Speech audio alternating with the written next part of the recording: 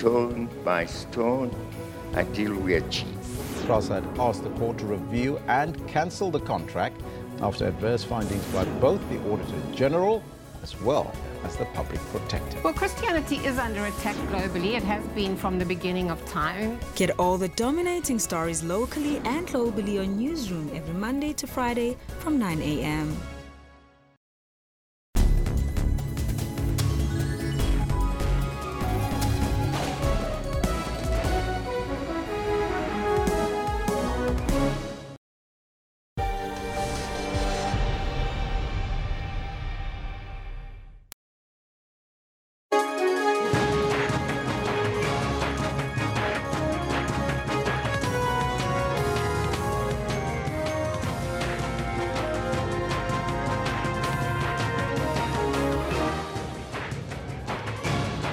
Very good morning, Africa. Very good morning to the Middle East. All of you watching over there. It's a beautiful day here as we head into, well, almost springtime here on the High Veld. Almost springtime. You could feel it this morning. This week past, it was a little bit chilly even. Of course, the last signs of winter, the last kick of the dying horse, they say. There's excitement in the air, isn't No, I'm loving it. I can feel that. I can see the trees are budding, the flowers are blossoming, so it's actually fantastic. Soon we'll get the summer rains and it's going to be beautiful. Anyhow, today our focus, well, it's on poverty and the poverty reports that have just come out by the Statistician General doesn't paint a pretty picture. More than 30 million people go hungry every night in this country, Evan, and that is why we focus this morning on this topic, and that's why the question, Kendall. Absolutely. We want to find out from you. The gap between the rich and the poor is getting bigger. What do you reckon we do? Yeah, it's a million-dollar question, the tough question. How do we look structurally? Do we look wider? Do we look at systems like capitalism, socialism, democracy? These are questions that I'm going to put to some of our guests today because we asked the small questions over the last 24 hours. I think we need to look at some of the bigger ones. Bigger questions indeed, and of course you are tweeting us on that question. Let's take a look at what you are telling us. Ati Nimbena says the problem is between government and private sector. We should look at the relationship between the two. Capital and government. Ngutalo says job creation is the answer and perhaps also the key. Ngutalo. Well, it's difficult to create jobs in a world economy that is shrinking, and when you don't have optimum growth conditions in your own economy, it makes it very difficult. But well, of course, if you don't have an optimum mind, like the Guptas, for instance. But besides the point. Anyhow, of course, SAA has been the big talking point.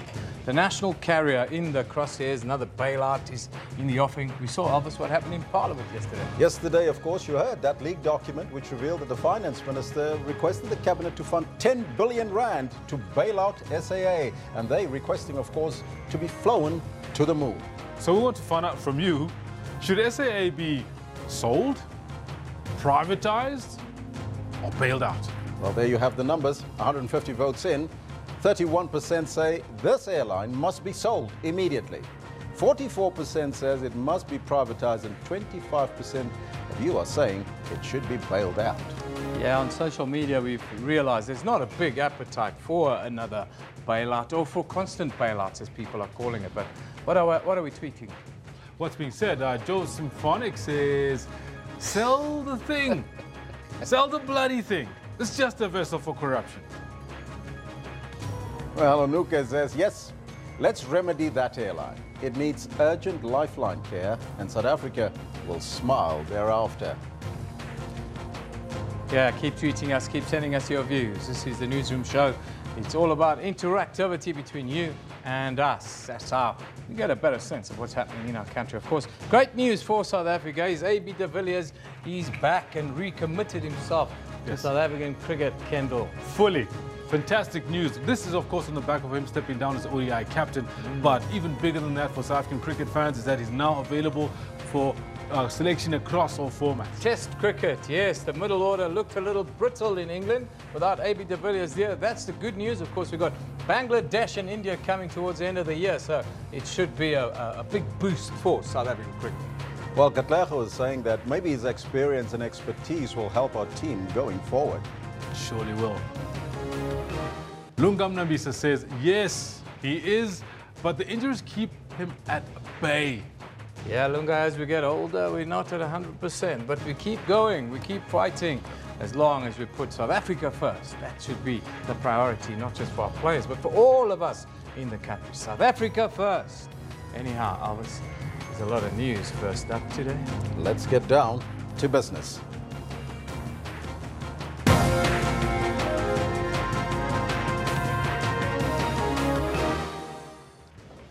Government is considering selling off some assets such as Telkom, which is profitable, to raise money to fund SAA. 5 of the 20 awaiting trial prisoners who escaped while being transported in Johannesburg have been arrested. And at least 9 people have been killed and many are still missing after one of the strongest typhoons on record hit the southern Chinese territory of Macau. Now, those are all your headlines, but before we get to the news, let's find out from Kendall Makamate what's happening on the sports field. And our fantastic news coming out of the cricket world. AB de Villiers is now available for our tests. We've been waiting for it for the longest time and really happy about that. Yeah, South Africans felt a little bit of a down after the England series, and people thought that, you know, AB's time in the green and gold was coming to an end, but it's great to see he's recommitted himself. I'm happy that he stepped down as one-day captain, because that sends the right signal to the entire team that he's prepared to play under Faf and he's prepared to put his body on the line for the national side. Love that. There you have it. Eben said it all. It's exactly as Eben says, that we all feel the same way about this massive piece of news. Good morning to you. This is what we've got for you today. AB de Villiers steps down as ODI captain as he avails himself to the Proteas for selection in all 3 formats. This is looking beautiful from SuperSport, deserving of a goal. Kaizer Chiefs in troubled waters as they start the season with a whimper, losing by 2-1 to SuperSport United after drawing their first match of the new season. We played 2 matches, and if you say everything is going against you and you're not strong enough to go through it, there's something wrong with you. This job needs mental strength. And Jurgen Klopp's Liverpool runs riot at Anfield as it destroys Hoffenheim by 4-2, winning 6-3 on aggregate to advance to UEFA Champions League group stages. Henderson's got there and won it.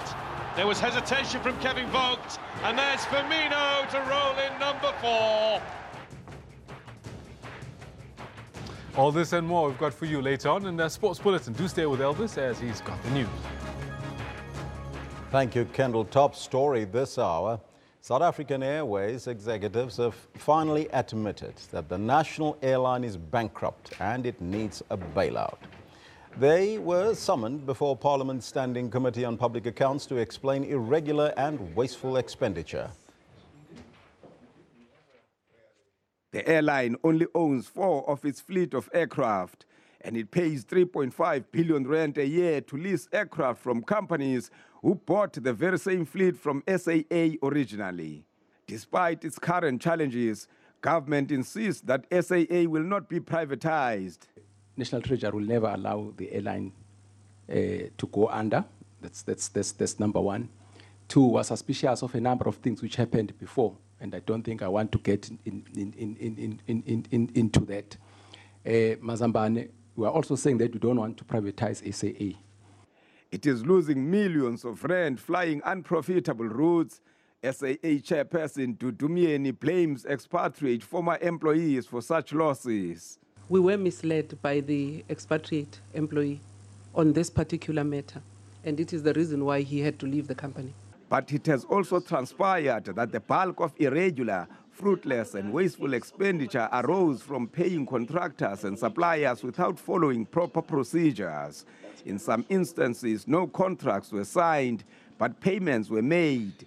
Mieni and her executives have been ordered to furnish Scopa with all the details of suppliers and the names of managers who were responsible for violating the PFMA and other corporate governance stipulations. Manilis Tubase, SABC News, Parliament. Meanwhile, the Finance Minister Malusi Gigaba made a proposal to Cabinet to consider selling its stake in the landline provider Telkom to fund a 10 billion rand bailout of South African Airways.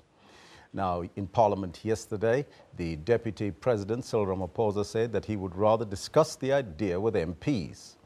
Deputy Finance Minister Sifiso Buthelezi told the SABC this morning that the airline's problems is more of a management issue, and that should be dealt with urgently. If you are going through difficult conditions, you'd expect that the company will be making sure that it saves every cent that it has. One of the things which came up yesterday, for instance, talking about the lapses in management, is the question of what you call evergreen contracts. There's a problem about that, and the committee was very, very scathing on those contracts, because which means that you don't even update those contracts. You don't know what's happening around them. You continue dealing with one supplier, irrespective of the prices that is giving you. That's one thing. But two, there are also contracts which lapse, and people continue being giving a service to South African Airways without new contracts. That's another very important thing which was raised yesterday. We have a situation where you have got offices in destinations which SAA don't fly to. So you then ask yourself, why are we having offices in those places? So those are the things that I'm saying, despite the problems which I call legacy problems, there are problems which are of management nature, which should be dealt with as a matter of agency. And therefore, we're asking you this question on the poll this morning. Should SAA be sold, privatized, or bailed out? There you see the numbers. There's 150 votes in. So far, 31% of you are saying that it must be sold, 44% saying it must be privatized, and there's not much appetite, 25% for the bailout. So keep them coming. We'll also read your comments a little bit later in terms of what you are telling us. Now, the former President Thabo Mbeki says that every African country is ready to have a female president. Mbeki was speaking ahead of the African Leadership Forum, which brings together former African heads of state. Mbeki's remarks come as South Africa grapples with the question of a first female president. This, while Africa's first and only female president, Ellen Johnson Sirleaf of Liberia, comes to an end. Now, Mbeki was speaking ahead of the forum, which is getting underway in Boksburg on Gauteng's East Rand. Our reporter, Aldrin St. Pierre, is coming to us live from that venue for a quick update. A very good morning to you, Aldrin. Can you tell us what we can expect this morning? Well, good morning, Elvis. A whole host of various dignitaries that are gathering here at Boksburg to convene the African Leadership Forum. It is the fourth installment of various other installments that took place, but this is the first time that it's being hosted in South Africa. All along, it's been taking place in Tanzania, for the first time here in South Africa, and for the first time, actually, that the founding father of this African Leadership Forum, the former president of Tanzania, Benjamin Mkapa, is co-convening this event, and he will be co-convening this event with former President Thabo Mbeki to speak about a whole host of issues that are plaguing the continent, and to find solutions and advice, I guess, from these various leaders who have led their various countries, and come up with resolutions as well as recommendations that they can give to the various states. But this year's theme for 2017 will focus on peace, security for an integrated, united and sustainable Africa. You'd know that various countries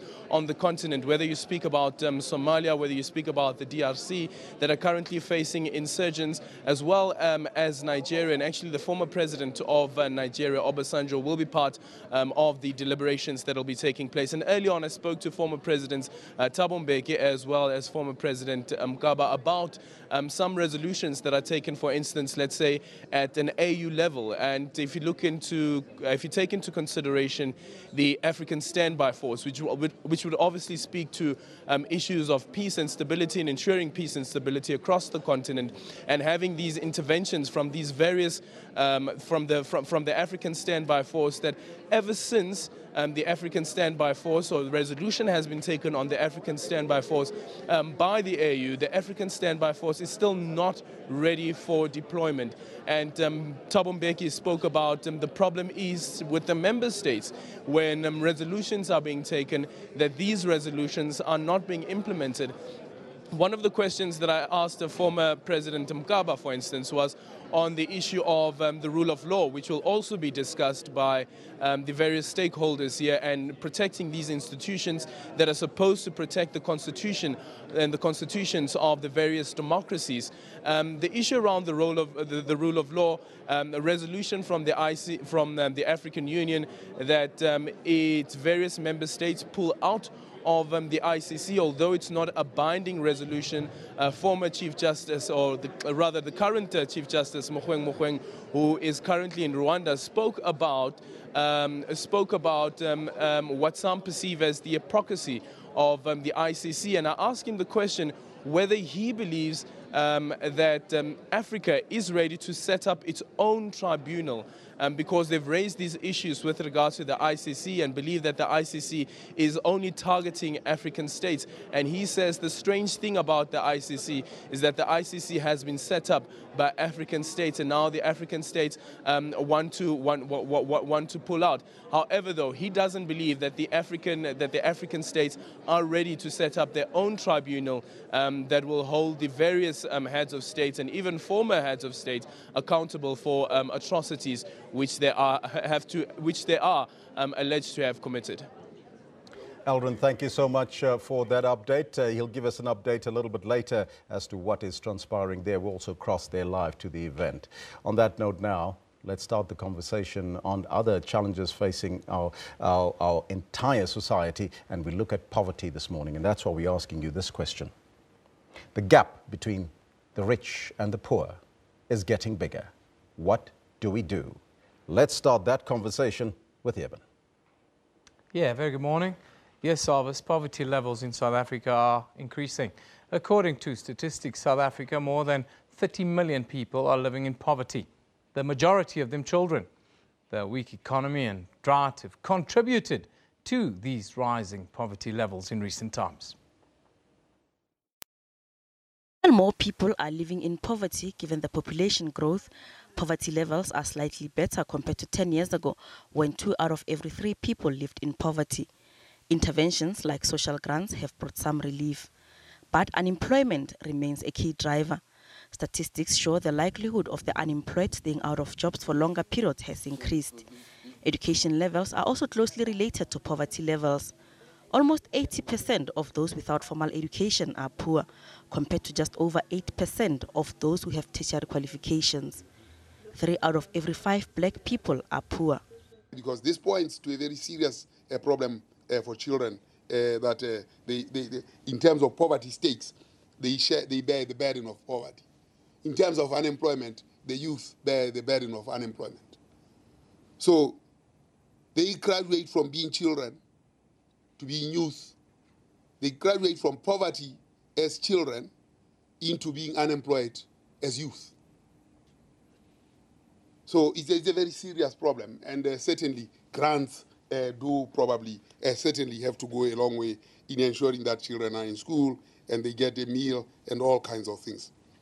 But far from enough to get children out of poverty. Those impacted are in rural areas in Limpopo and the Eastern Cape. This gives rise to migration, creating poverty in the urban centers. Lehotla says government's planning and the statistics don't tally. The people come from technicons who are 15 to 34, suffer as the same level of that. It's nice talk. Minister Khadeva told us that we're on track for 2030 only a few months ago. Do you agree with that? The evidence before us is saying, doesn't point in that direction. And what has to happen is a plan that is convincing. The National Development Plan is certainly the right vision for getting South Africa out of this misery of poverty. But the actions that have to follow have to be assembled in a plan that is convincing. Because, you see, a plan is forward-looking. Yeah. And unless you have a plan that is forward-looking, that tells you we'll combine A with B with C for this kind of output, for children who are not born will be 2 years, and then there'll be 5, and employment will be in these sectors, and we'll invest in this sector so that there's this kind of employment. If we don't have that kind of document, that is scientifically proven, we are not getting anywhere. You talk about policy and how important policy is and also the implementation thereof, but what we see, poverty seems to be a byproduct of this kind of rampant capitalism that we see in South Africa. How do we overcome that challenge of collusion, price fixing and rampant capitalism at the expense of the poor? We have institutions that deal with that. I mean, we have the anti-collusion, the group that deals with that. We have institutions of the state that have to deal with that thing. The institutions are there. But a rap over the knuckles, a 10% fine of rampant profits doesn't hurt those that are sitting in the ivory towers. Well, we have to, that's why when you don't have a plan that says the consequences of not doing A will be this, and they are visible to you, you are not able to move. You always smudge over these things. But with a plan, detailed, and saying the consequences will be A, B, C, D if we don't do the following. I mean, look, if you look at the data, unemployment is accelerating as a factor driving poverty. In a space of 10 years, it grew by 7 percentage points. From 33 to 40%. In a space of 5 years, it almost doubled with 12 percentage points from 40 to 52. And the transformer, which is education, is not transforming the people in South Africa fast enough. In fact, it is transforming them at a degenerating rate for them to be productive. Those two things combined are far much potent and toxic than the drought and the lackluster economic growth. Wait for another 5 years, 10 years, and we are in that space. Then it will not be drought, it will not be, it will be that the demographic hit, which is huge, and not a dividend at all, a demographic, toxic demographic hit, will be overweighing the legs. That's the problem. 531 Rand a month is the number that more than a quarter of the population are surviving on right now, which is very little. When we talk about poverty and we look at the numbers, and if it gets worse, are we heading into a future where starvation can be a real concern? The reality is, these numbers are pointing not because of drought, not because of lackluster growth, but because we are transferring poverty and unemployment and misery into higher ages. So, and that number is growing all the time. And the transformative processes that make, people employable are not fast enough. In fact, they show that we are regressing. And now you combine those two things, obviously, the conclusion is disastrous. And one of the things that, you know, as South Africa, we have this question of demographic dividend that people talk about. The waves of where you can knock for a demographic dividend have dried because South African population is growing at a low rate. Women are producing only 2.4 children. I'm not saying that they should produce more, but the question is, having lost the waves in which we could tap the dividend, what drastically different is going to be done? That's, I think... To wrap it up, sir, you're painting a very gloomy picture for us, and it's probably the picture that is staring us in the face. The numbers are saying so. I'm just talking to the numbers, that's all. What is the light at the end of the tunnel for us? You see, if we don't address what is evident before us, that the transformer that makes life better, which is education, is addressed in a way that people are productive. And that's a long-term investment, a long haul of about 30 years. Then we are losing the plot. That's where the problem is. And the short-term things, well, and I'm saying drought and low economic growth is not the main danger. The biggest danger is the demographic transferring of this bulge to the top, which will now compete with the children that are not yet born and who will not be able to teach. That's where the serious collapse and danger is. Doctor, Thank you for coming in today. The Statistician General of South Africa, Dr. Padi Lehotla, talking to us about poverty trends in South Africa and the trajectory. If we don't attend to it, the picture is a rather gloomy one. Thank you, sir, for joining us. Now, we'll move on and we'll take a look quickly at what's happening on social media, as we always do. Of course, the big story today is the SAA bailout. Now, well, they are, well, some say set to get, some say looking for a 10 billion rand bailout through the sale of government's multi-billion rand stake in Telkom. Then Deputy President Cyril Ramaphosa is taking the heat on Twitter, as many are criticizing his responses to questions in Parliament.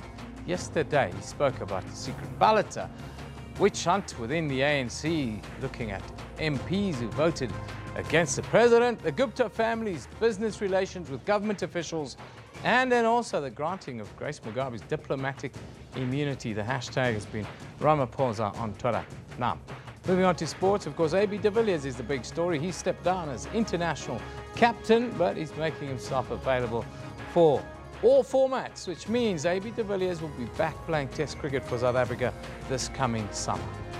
Meanwhile, clean-up operations continue in Sierra Leone after a mudslide have now killed more than 500 people confirmed, with many more missing. Countries are coming together to offer support. Togo, Senegal, Ivory Coast, Nigeria, and Ghana, to name a few, have donated at least $100,000 or more. South Africa has offered 8 million rand to assist with disaster relief there.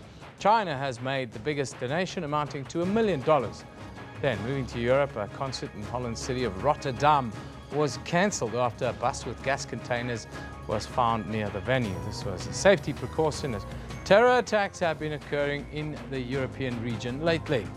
China is also facing a severe typhoon in Hong Kong. There you see the city of Hong Kong, leaving more than 16 dead there now. Typhoon Hato has left a trail of destruction. You can see more pictures on social media. Hashtag there is China. Now, our picture of the day. This one comes from Grown Up Gambino, who talks to AB de Villiers, just announced that he's back playing all three formats. Indian cricket fans are looking up to the skies, praising him. The irony should not be lost on all of us. Now, our comment of the day. This one comes from Kagiso. Kagiso says, can someone please make us understand why a 40% stake in Telkom is being sold to bail SAA out? Why not sell 40% of SAA? It's a fair question, isn't it? Has it been considered? Well, we'll take a look at it. Let's take a look at the courts now. It's a busy day for the judges. We start in Limpopo, where a self-proclaimed prophet is due back in the Lenyenye Magistrates Court in 4 counts of rape. Now, the man has allegedly been raping members of his church, underage, between 12 and 16 since last year. Still in Limpopo, a farm manager is expected to apply for bail in the same magistrate's court in Lenyenye after he was arrested in connection with rhino poaching. Now, the 68-year-old Samuel Liversage was arrested last week after police discovered rhino horn, ivory tusk, and a huge arsenal of weapons and ammunition at a game reserve in the area. 11 rifles were confiscated and taken for ballistic testing. Down in Cape Town, the Elsie's River man accused of raping and murdering a 3-year-old Courtney Peters in May of this year is back in the Goodwood Magistrates Court. The 40-year-old Mortimer Saunders faces charges of rape, kidnapping and murder, and still needs to apply for bail. The Peters' body, of course, was found in Epping on the 13th of May. Then, in KwaZulu-Natal, a 22-year-old learner from Richards Bay Secondary School on the North Coast is expected to appear in court on charges stemming from violence that happened last Friday at the school. 2 video clips circulating on social media show a group of learners attacking one another with weapons. A firearm and bush knives were confiscated at the school. Cannot believe the amount of weapons at our schools. Now, we're going to go to the opening of the Leadership Summit quickly, where former President Thabo Mbeki is on the podium to make the opening remarks. That even in some of our countries where there's no conflict yet of a violent kind, that it may very well be that it might break out at some point. When one looks at the trends and does some kind of early warning system, that there may very well be some other instances where this violence, instability, peace and security might disappear. So we are very, very glad indeed that you are here.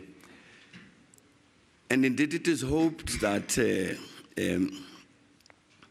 that what should come out of here is not, as indeed as I think has been said, not that just we met and had a lovely conversation among ourselves. Let's have a lovely conversation.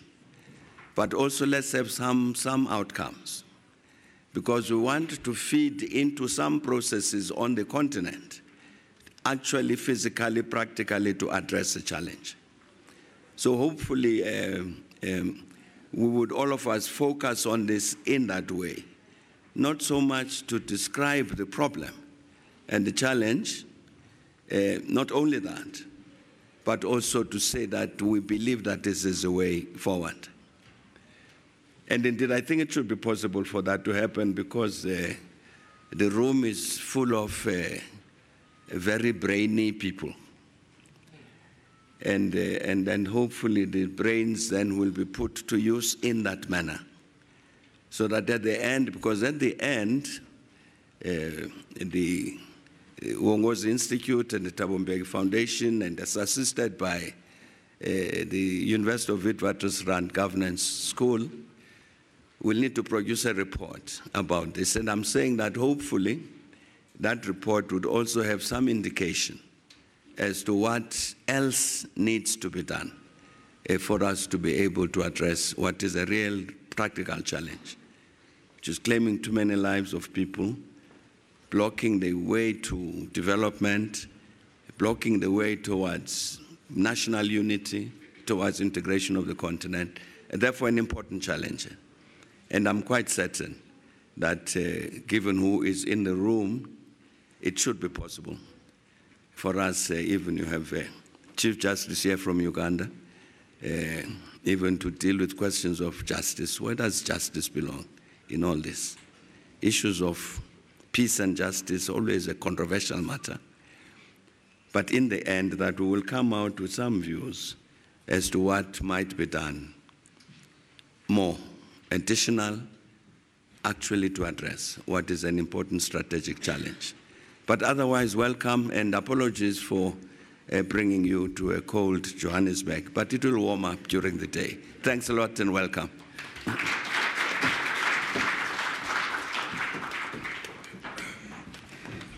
Thank you very much, President Mbeki, for welcoming us here and indeed sharing with us what is it that we would like to achieve out of this dialogue. When I looked at the program and looked at who was going to be here, particularly from our excellencies, one thing that struck me was... Well, those were the opening remarks there by Thabo Mbeki at the African Leadership Summit taking place in Boksburg. We're going to take a break. When we come back, we'll look a little bit further into the Poverty Trends Report. Don't miss that.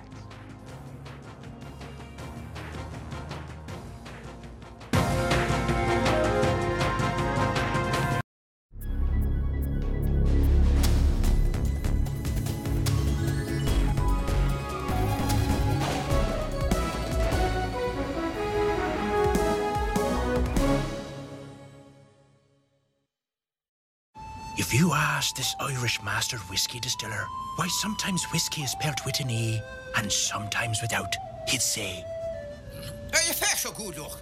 It's the whole thing. They're a back and get off in the whiskey without the E. Yeah, didn't catch that. But if you asked us the difference, we'd tell you that every whiskey from around the world is spelt without the E, except for Irish and American whiskies. Get 750ml Ballantine's finest blended Scotch whiskey for only $154.99 from Tops at Spar.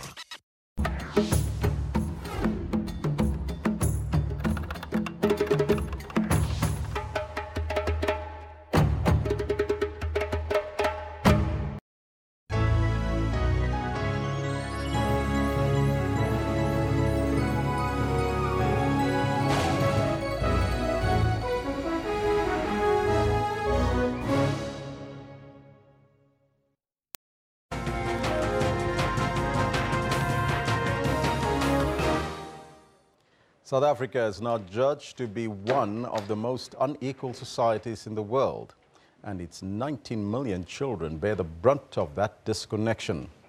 The UNICEF report found that 1.4 million children live in homes that rely on often dirty streams for drinking water.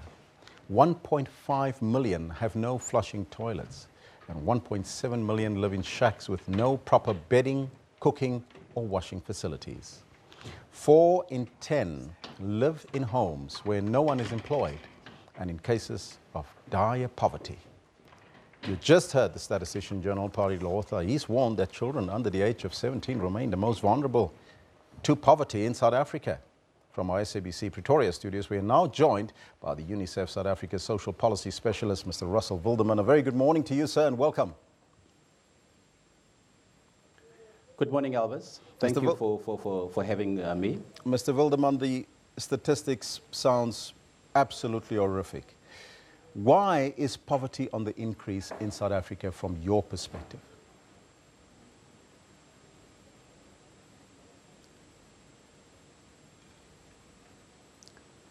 Elvis, I didn't get the latter part of your question. If you can just repeat that question for me, please. Just to repeat, why is poverty increasing and how does it impact on South Africa's children?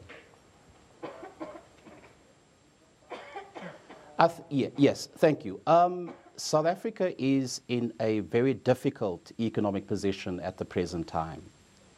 Just to take you back a couple of years ago, around 2008, when the first effects of the 2008 global economic crisis were felt, the South African government responded in the best possible way by investing an enormous amount of resources into local governments in particular, because that's the sphere of government where children are likely to be most vulnerable, because that's where basic services are being delivered. In 2015, when the poverty rate seems to have upticked quite substantially, we now have a challenge that the South African budget is deprived of the necessary revenues that would allow it to aggressively tackle poverty and deal with the scourge of poverty and unemployment. So to a real extent, we are facing a big challenge in that you have a coincidence of an uptick in poverty, and at the same time, there are challenges to the South African national budget and its ability to address some of these key concerns, basically. There's also the issue that the stagnant economic growth still benefits some of us, basically. And the Statistics South Africa report is very clear that those of us who have got better educational qualifications, those of us who are more urbanized, are in a better position to take advantage of the few crumbs the economy is able to offer. And so you're talking about the exclusion of a significant proportion of South Africans who don't have the kind of qualifications necessary to participate in this modern economy, and it becomes actually a vicious cycle that we need to arrest at some particular point in time. Is it your sense that the 2008 local government investment did assist in alleviating poverty, especially among children? I think, yes, Elvis, thank you for the question. I think it was a critical time. Unlike provincial governments, local governments are purely dependent on revenue from its citizens, basically. And when economic activity substantially declined around 2008, it was necessary for the government to invest substantially in making sure that local governments continue to deliver key services that will affect children and so on. And you can quite clearly see between 2006 and 2011, the report is very clear. We have succeeded in bringing down poverty. The South African government has succeeded in bringing down poverty.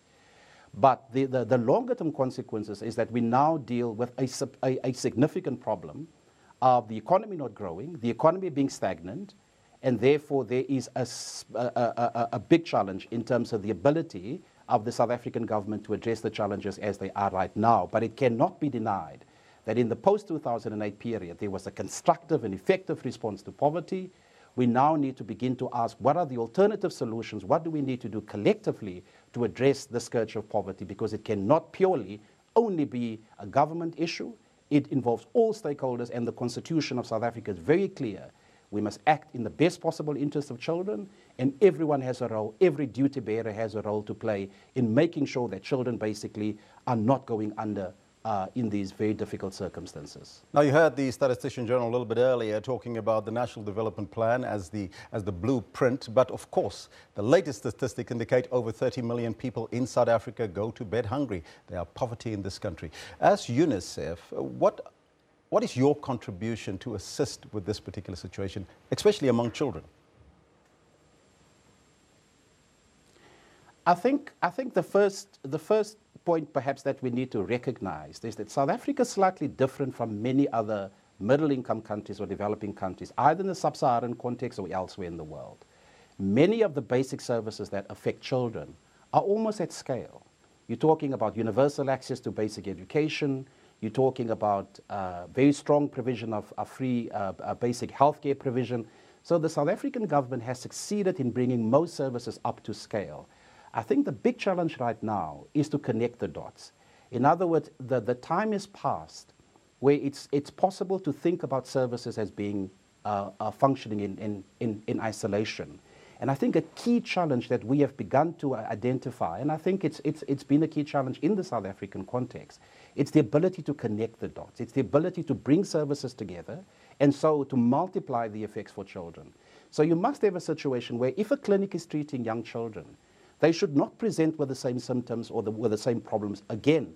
Or schools, as you know, the Statistician General basically indicated, we need to think about what are the strategies, the interventions that we need in order to increase the quality of education, basically. And what UNICEF is trying to do is to connect the dots, is to promote service delivery and innovation models, basically, that talk about the integration of services so as to multiply the impact of these services on the well-being of children.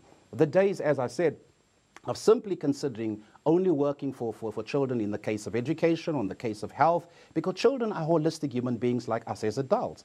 And therefore, the services need to be connected in such a way that maximum effect is extracted from these services. Because Elvis, a big problem we have in South Africa is that significant resources is being put into particular services. You take, for example, education.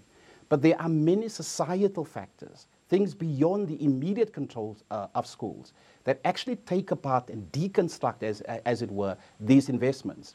So it places all of us as shareholders in the South African society in a very difficult position. The more resources we put into a particular problem, but there are external factors such as poverty, unemployment, inequality, domestic violence, all sorts of difficult factors that make it difficult for these services to deliver the kind of dividends that we require. And therefore, it's not a simple blame game anymore. We passed the point where you can simply say and point to the South African government as being at fault. I think as duty bearers, parents, government, the private sector, labor unions, everyone, we need to participate constructively in realizing that there's a broader sense of accountability for the well-being of children, and all of us will have to participate. Elvis? Mr. Wilderman, I thank you so much for your time and joining us. Thank you so much, Elvis. Thank you. That is UNICEF South Africa's social policy specialist, Russell Wilderman, in our Pretoria studios there. We continue, of course, with this discussion and the question that we pose to you, the gap between the rich and the poor is getting bigger. What do we do? Let's continue with the discussion with Eben. Well, some say we give more grants, Elvis. More than 17 million South Africans receive social grants compared to the more than 15 million who are currently employed. Now, according to a survey conducted by the South African Race Relations, and the number has been growing since 2010. Social grants were introduced by government to improve standards of living and redistribute wealth to create a more equitable society here in South Africa. The Constitution recognizes the socio-economic rights of citizens, including the right to social security. Social grants are administered by the South African Social Security Agency, SASSA, to ensure the provision of comprehensive social security services against vulnerability and poverty within the constitutional legislative framework. Now, in studio, we are joined by Sarah Gon, a policy fellow at the South African Institute of Race Relations, on the importance of social grants. We'll talk about that. Very good morning to you. Good morning. Before we talk about grants, just give us your quick overview of the Poverty Trends Report by the Statistician General that was released 2 days ago now. Okay. Well, the figures that you quoted about there being more people on grants than in employment than employed part of research being done for our annual South African survey, which is a great compendium of statistics on every subject, every social and political economic subject. And we draw a lot of our, if not most of our statistics from Stats SA. So they would very largely be statistics we would be using and following, and generally, from the trends we've seen, the situation is dire and getting worse.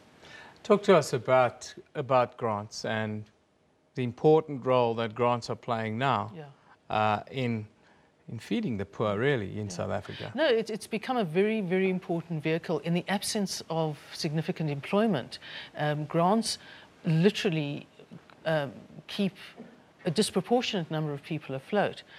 And politically, it's obviously crucial for a government to keep paying grants. The problem, however, is that if the current trends persist, they're going to have to pay more and more grants. And the problem is where they're going to get the money from to pay the grants, because the money is going to come from the tax base, and the tax base is shrinking. The tax base is shrinking. The gap between the rich and the poor is widening.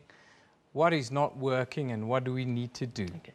I think the problem with I don't think we quite know enough about the gap between the rich and the poor, because certainly some people will get richer, whatever but I think we're in a bad enough economic situation that the poor get poorer, the middle class get poorer, even the relatively wealthy get poorer, because everything becomes more expensive, and the environment for the growth of businesses, and you do need businesses to grow for jobs to be created, is not very conducive. And so at the moment, we don't have a very positive outlook, and I've got a very positive economist I work with, and for the last couple of months he's looked very unhappy about things. He just can't find light at the end of the tunnel at the moment. I asked the Statistician General a little bit earlier to give us that light at the end of the tunnel, and he himself had a little bit of difficulty. He spoke about policy, policy that needs to be well, changed and needs to be maintained and implemented. Well, our very strong feeling is that policy needs, one thing is absolutely sure, worldwide policy needs to be certain. And we're developing a terrible reputation for changing policy like changing socks, or not adhering to policy.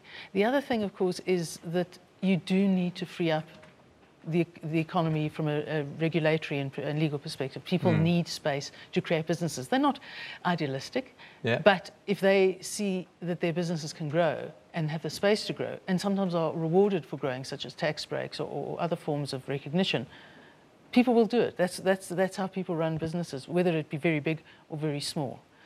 Business in South Africa, though, need to come to terms with what they are doing. Capitalism is rampant in South Africa. We've got 133 cases of collusion and price fixing on things that the poor consume, things like bread, things like milk, things like water, margarine. The list goes on forever. It ends with data and television services. All these sorts of things the prices are fixed, and in most instances the poor pay more than double. I would argue, perhaps a little unusually, that capitalism is not rampant in the right sectors. You need a sort of rampant capitalism, in other words, a freeing of the markets, not at the high levels where there tends to be those areas of collusion with big companies. And the Competition Commission is there to deal with it and has been dealing with it for some years now. It's the space at the lower job creation level where you have a single person or a couple of people who start a business, employ 5, 6, 7, 8, 9, 10 people. That already has a disproportionate knock-on effect. If it grows, even better. Maybe one will see them one day before the Competition Commission because they've grown so big and wieldy and unwieldy. A 10% fine of a 20 billion rand profit is nothing. But what it does show is that even the competition authorities, even the government itself, is reluctant to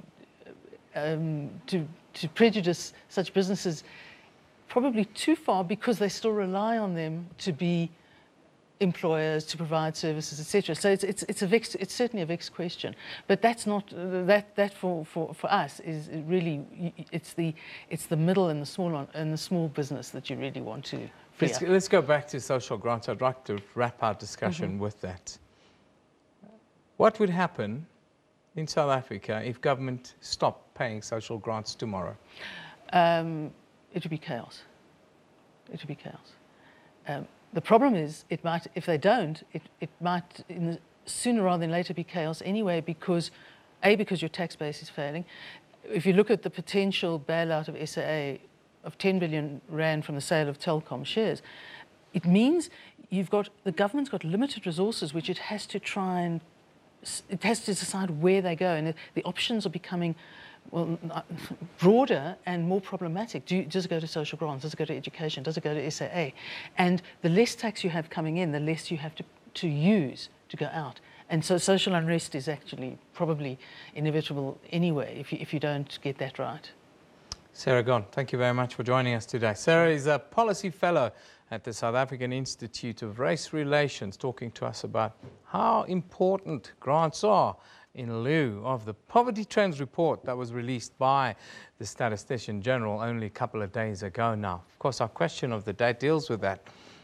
The Statistician General himself said that the gap between the rich and the poor is getting bigger and bigger here in South Africa. We want to know from you, what do you think we should do? Let's have a look at a couple of these tweets coming in. Sandra Reardon comes in and she tells us, far more alarming is the fact that the vast majority of our citizens are impoverished. Vote wisely. Desmond Malapane says to us, Proverbs, a little bit of scripture from Desmond. He says, Proverbs 22 verse 16, he who oppresses the poor to increase his wealth, and he who gives gifts to the rich, both come to poverty. Bit of scripture there. On that note, we'll move on to a bit of sports.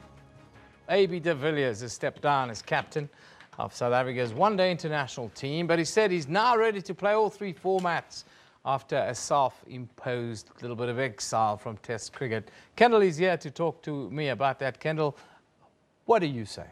I think it's fantastic that AB de Villiers has, so to speak, come to his senses, if I could use that phrase, and put the nation ahead of maybe his personal interests. He's now coming back to join the side. He's available to play for Tests. We've got some really important tests coming up. We're playing Bangladesh. After a 3-1 series loss to England, we really need to bolster the team up and get it going. And AB is going to do wonders to the team spirit once they see him coming back and saying, you know what, I am a team player and I do want to be part of this team. Suddenly the outlook for South African cricket is a little bit brighter because, let's be honest, AB is the best player in the world. True. He's always been one of those batsmen that you fear to field and bowl against, and as a fielder himself is just phenomenal. So the kind of a fire he puts into a team, we've seen it happen time and time again. He's got an average over 50. This man is a phenomenal cricket player, and he's definitely right up there as the best batsman in the world. Well, thank you, Kendall. Thank you for joining us. Kendall, of course, is a Kaizer Chiefs supporter, and I just wanted to ask him, what happened last night, Kendall? I'm sorry. I'm only laughing because we've had this debate before. I'm not a Kaizer Chiefs supporter, but that's okay. What did happen last night, though, was I've just received a video on Twitter of some fans throwing fences around. And I think that's something that we need to talk about. Yes, Chiefs lost 2-1. They were 2-0 down at some point. But the reality of the violence that's starting to become endemic in our fans is something that needs to be addressed. Yeah, it needs to be addressed. Quite tough stance must be taken against that kind of thing. We've got great facilities. We shouldn't be pulling them apart. Just a defeat. You're supposed to lose sometimes. Pirates are used to it, you know. Yeah, go away, man. Anyhow, that's why I'm always in the black and white, guys. For life. We'll see you at the top of the hour.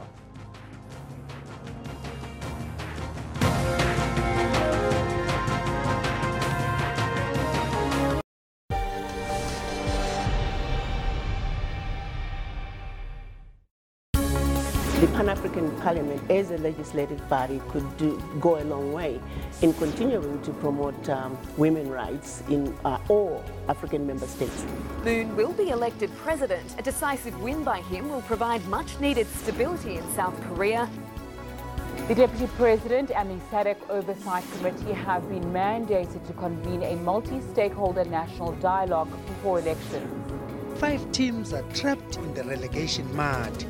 These include Bloemfontein Celtic, 12th on the log, followed by Chipa United, Free State Stars and Baroka, who are second from the bottom, as well as Highlands Park, who have won only 4 matches. We're on point with breaking stories, detailed economy and sport. Tune into Midday Report every Monday to Friday from 12 p.m. We make sure to be where news is happening, both locally and globally. For the latest business news, stay with us. From South Africa to the world, we've got all your latest sporting news. Don't miss our weather updates every hour. Stay tuned to News Today, Monday to Friday, from 3 to 5:30 p.m. here on SABC News.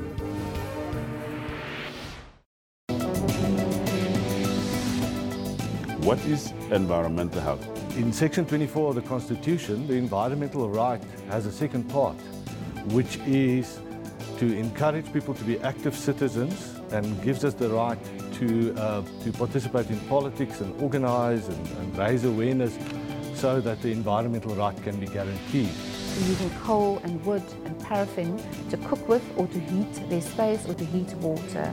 These are basic fundamentals, and I think if we can address that alone, we will make a huge impact, an environmental impact on the health of our population. Food that comes into the country, the vigilance at the ports and harbours is being checked at the moment currently by environmental practitioners who are port officers at those ports. They need to be more stringent in terms of control of what comes into the country. Join Health Talk every Saturday for all your health news.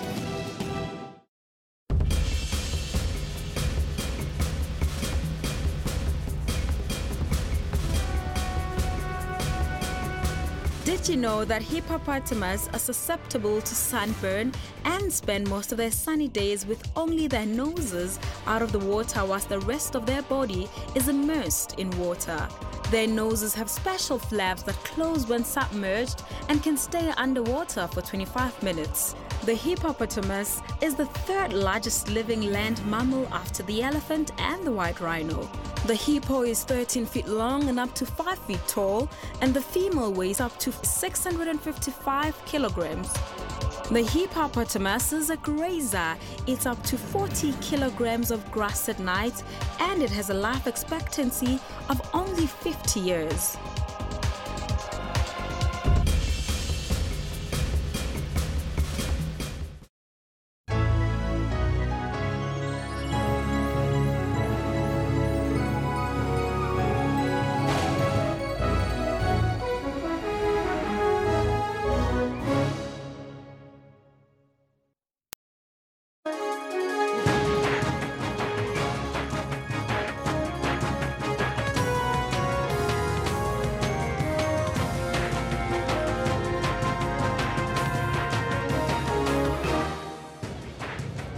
Ten o'clock Central African time. Welcome back. Very good morning to you once again. Beautiful day on the Harveld. I'm with Kendall Maramate. We're here for the next hour. Good start to the day so far. Once again, we're touching on issues that a lot of people want to hear about. We're talking about poverty today, and some of the conversations that have been had on the show today, you'd want to catch on YouTube for sure. Bread and butter issues, yes. Why are we paying so much for the basic things here in South Africa when more than 30 million people in South Africa are living under the poverty line? So we ask this question, Ken. We want to find out from you, this gap between the rich and the poor in this country is getting bigger. What do we do? What do we do? Some comments have been coming through. Yeah, Makasane says, prices are too high, everything is way too expensive. Either you afford it or you don't. It is rough. Makasane, it's rough because a lot of the prices are fixed. A lot of collusion in our economy. Onuke tells us all over the world today, nothing we can do. However, education and widening the source of income may bridge the gap, says Onuke Christian. Well, we've also got, of course, a big story. Of course, you've heard about the leaked documents. We talk about bailouts, SAA, very much in the news the last 24 hours. So we put her to the poll, as we always do here, Kendall. Yes, and we want to find out from you. We're talking about SAA, and basically we want to find out from you, should SAA be A, sold, or B, privatized, the stake in the entity be sold and privatized, or should it be bailed out? Well, of 217 votes, there's not a big appetite for another bailout. More appetite for privatization, and some say just sell it. It was an apartheid vanity project and we should move on. Earlier on, it was 75% saying not interested in bailing SAA out. Now it's 78% saying not interested in that. Pabalelo location says to us, SAA is a national asset, so it should be bailed out, but better managed. Then Dipansu says, why keep putting money into disaster? It's like collecting water with a washing basket. Interesting one there, of course. Good news for South African sport today is AB de Villiers has recommitted himself to South African cricket. He's going to play Test cricket and he stepped down as the one-day captain. I think it's a very positive thing, Kendall. What do you think? I absolutely think so. I'm hoping now it means that Faf du Plessis will step into that role and become captain across all three formats. And it's going to be great for South African cricket that AB de Villiers is back in the tests. We want to find out from you, what are your views on this? The Mystic Man says to us, good one. I hope Kaizer Chiefs can have the likes of AB de Villiers. Ooh. Yes, that will take some serious witchcraft, my friend. Michael Stoller says, it's good news indeed, great news indeed, but the poor guy is a scapegoat every time the team chokes. Well, he hasn't been in the team, Michael, for the last little bit of time, and of course we saw what happened at the Champions Trophy when he was in the side, so that might be a little bit tough on the other players to say that. Anyhow, let's get into the news headlines at this hour.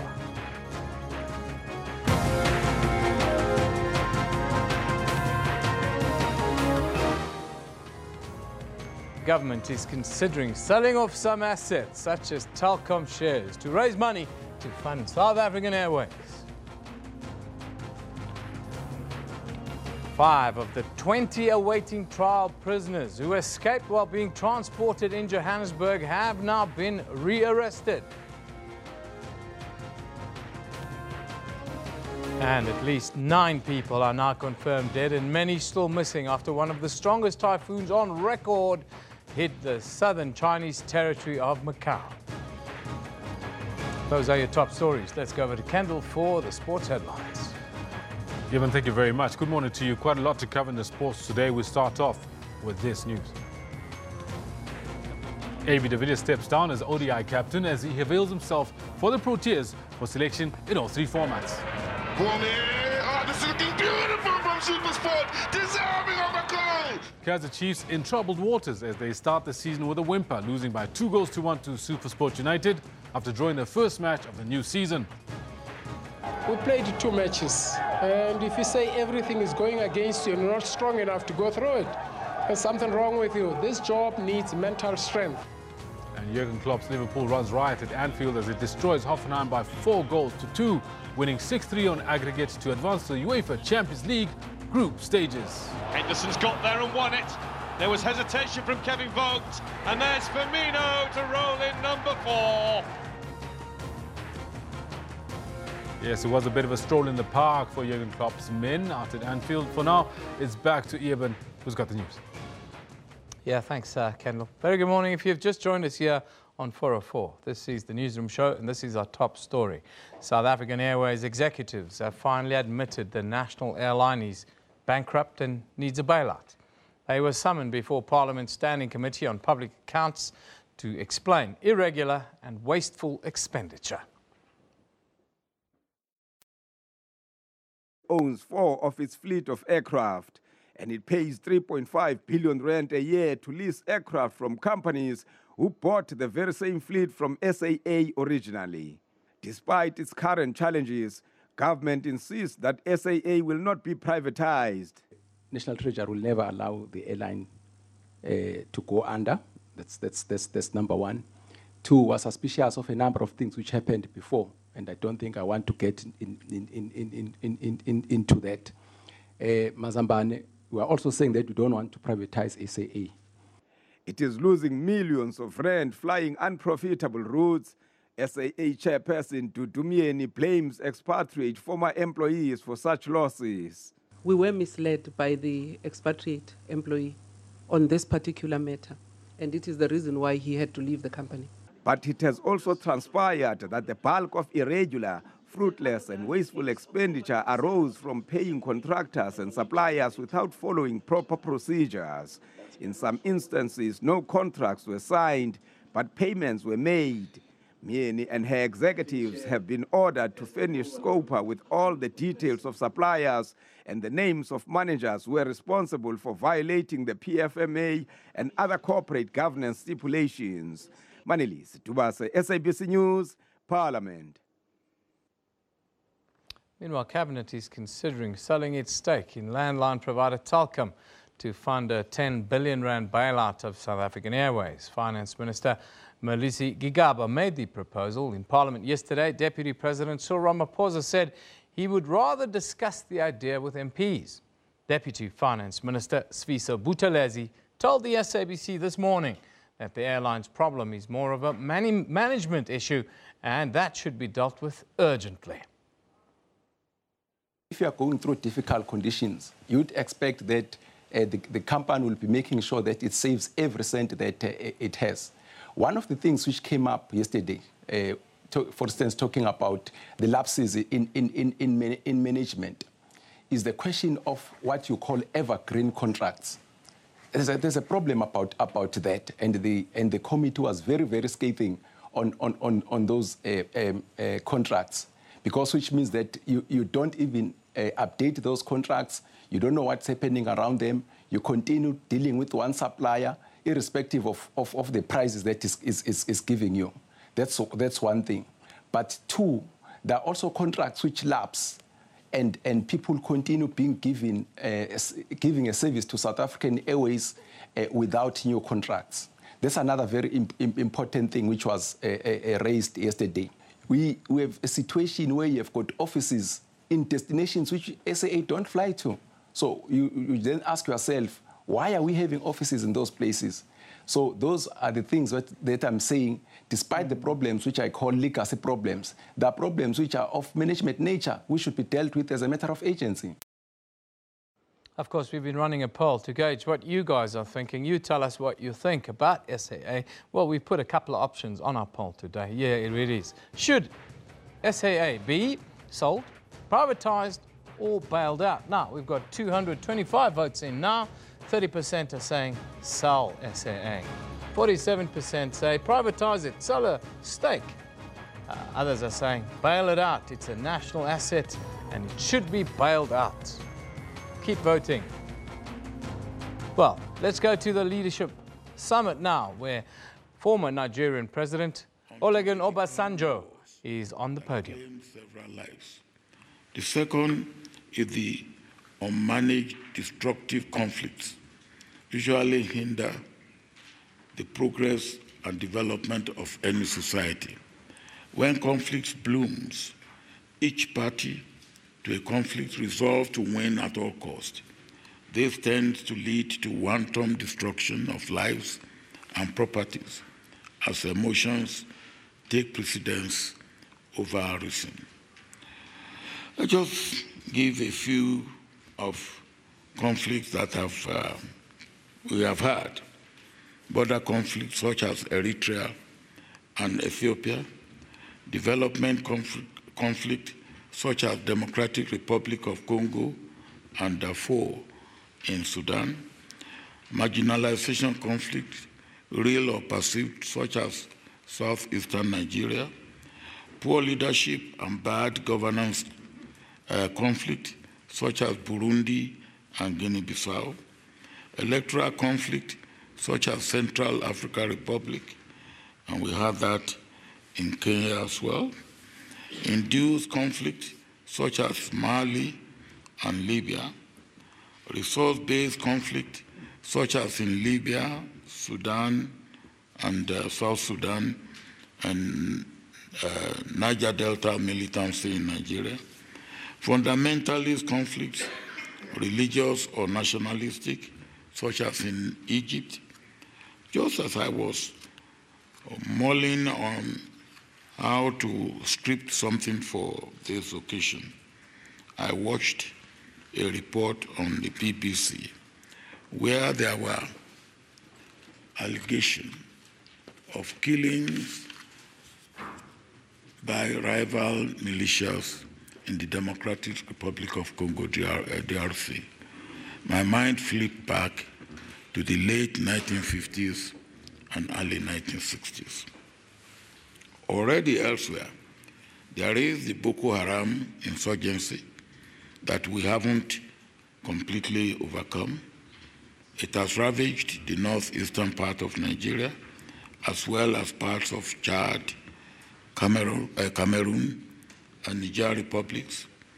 I was involved in finding out causes, and I know the consequences of action and inaction of those who were supposed to boldly face the challenge of dealing with the issue when it originally started. I found out that refusal of the government to pay compensation as ordered by the court of law to the family of Boko Haram leaders who were innocently killed was partly responsible for the escalation of violent extremism.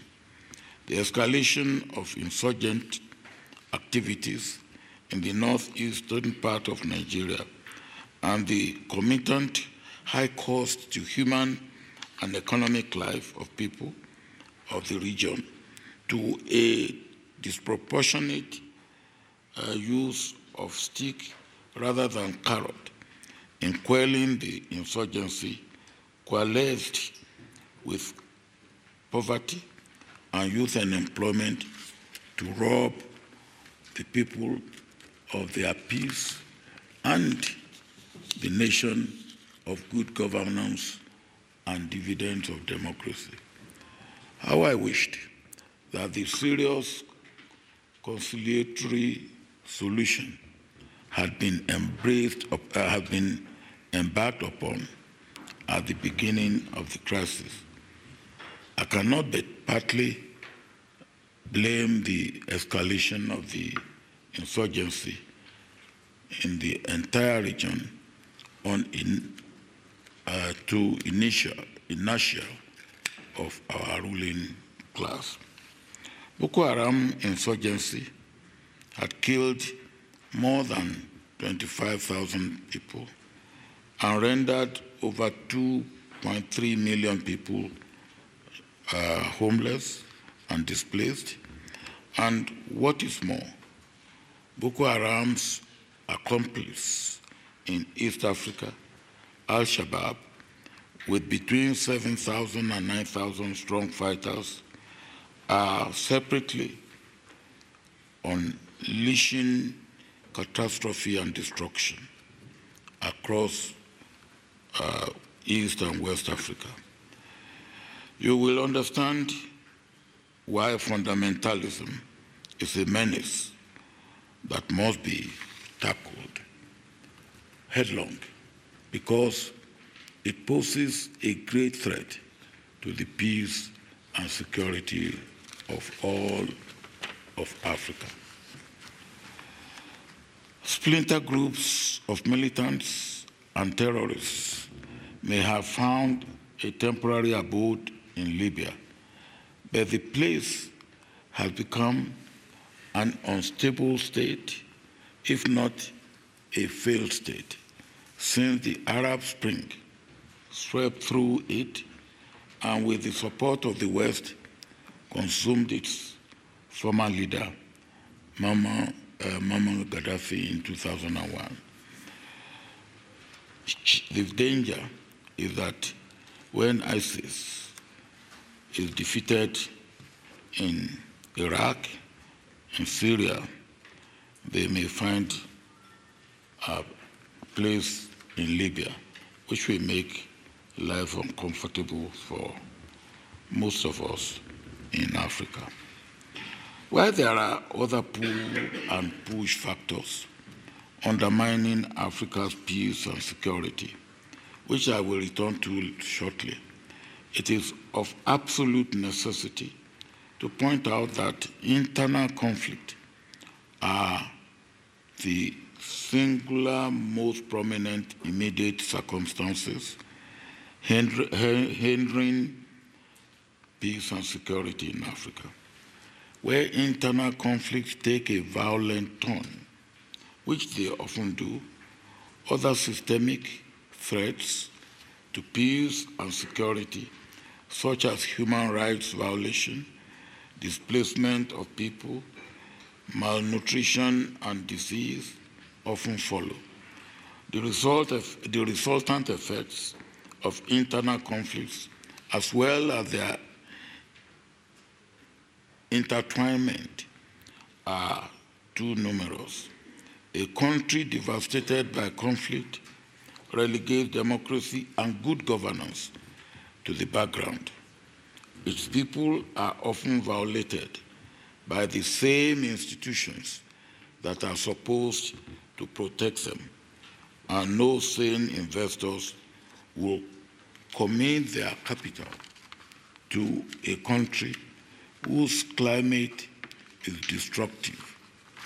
If poverty, hunger, and economic underdevelopment are substantially attributed to violence and conflicts, it is apt to know that peace and security are necessary prerequisites for enjoying whatever dividends democracy, economic development, and social justice are expected to bring to the table.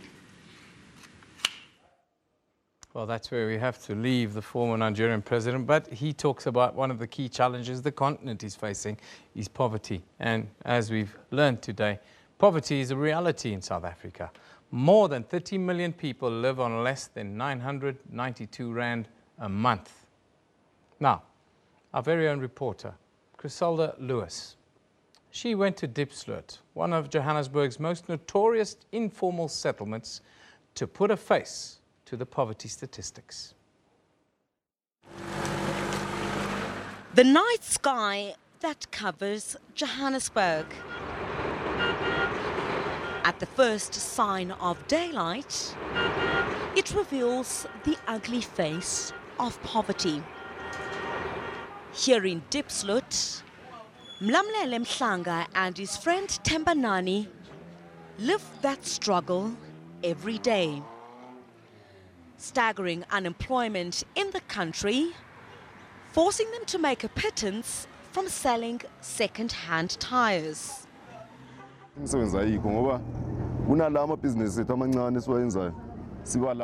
There's just no work. Even if we get that 20 Rand, it's okay. It helps.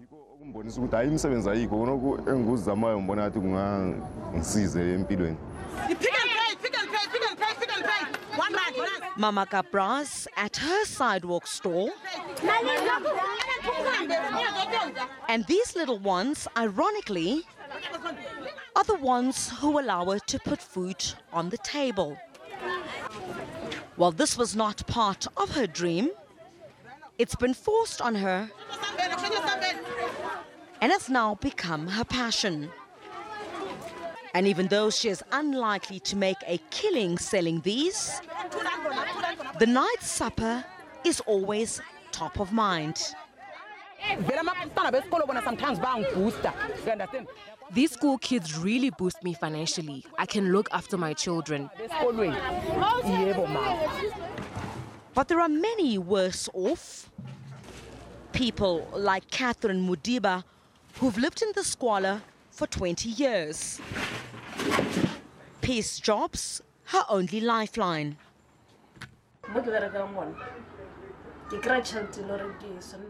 Where I work, I get the bare minimum. I buy food, then there's nothing left. And in the hour of need, a sense of solidarity. Can you please borrow me 50 Rand? You will get it on Friday. Foreign nationals reaching out to those in need. Actually, we are helping lots of people, not even only this lady.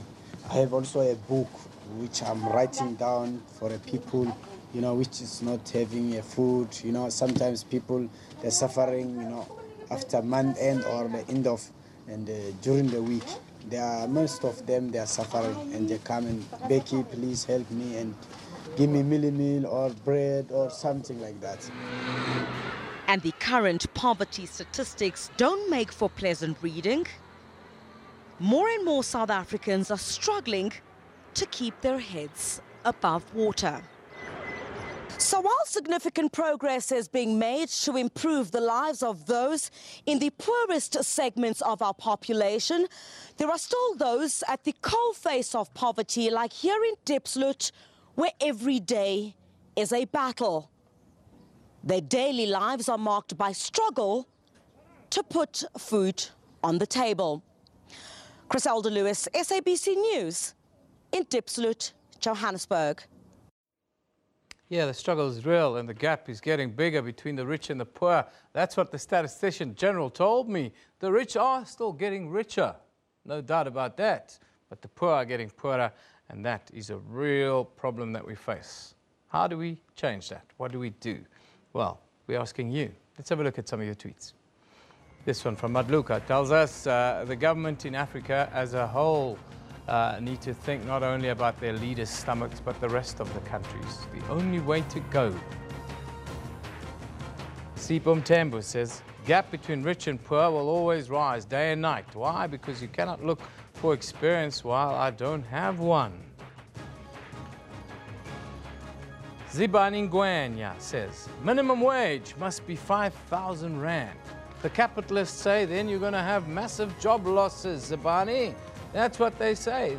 Can't. People must be paid a pittance in order for capitalism to continue unabated. That's what it is.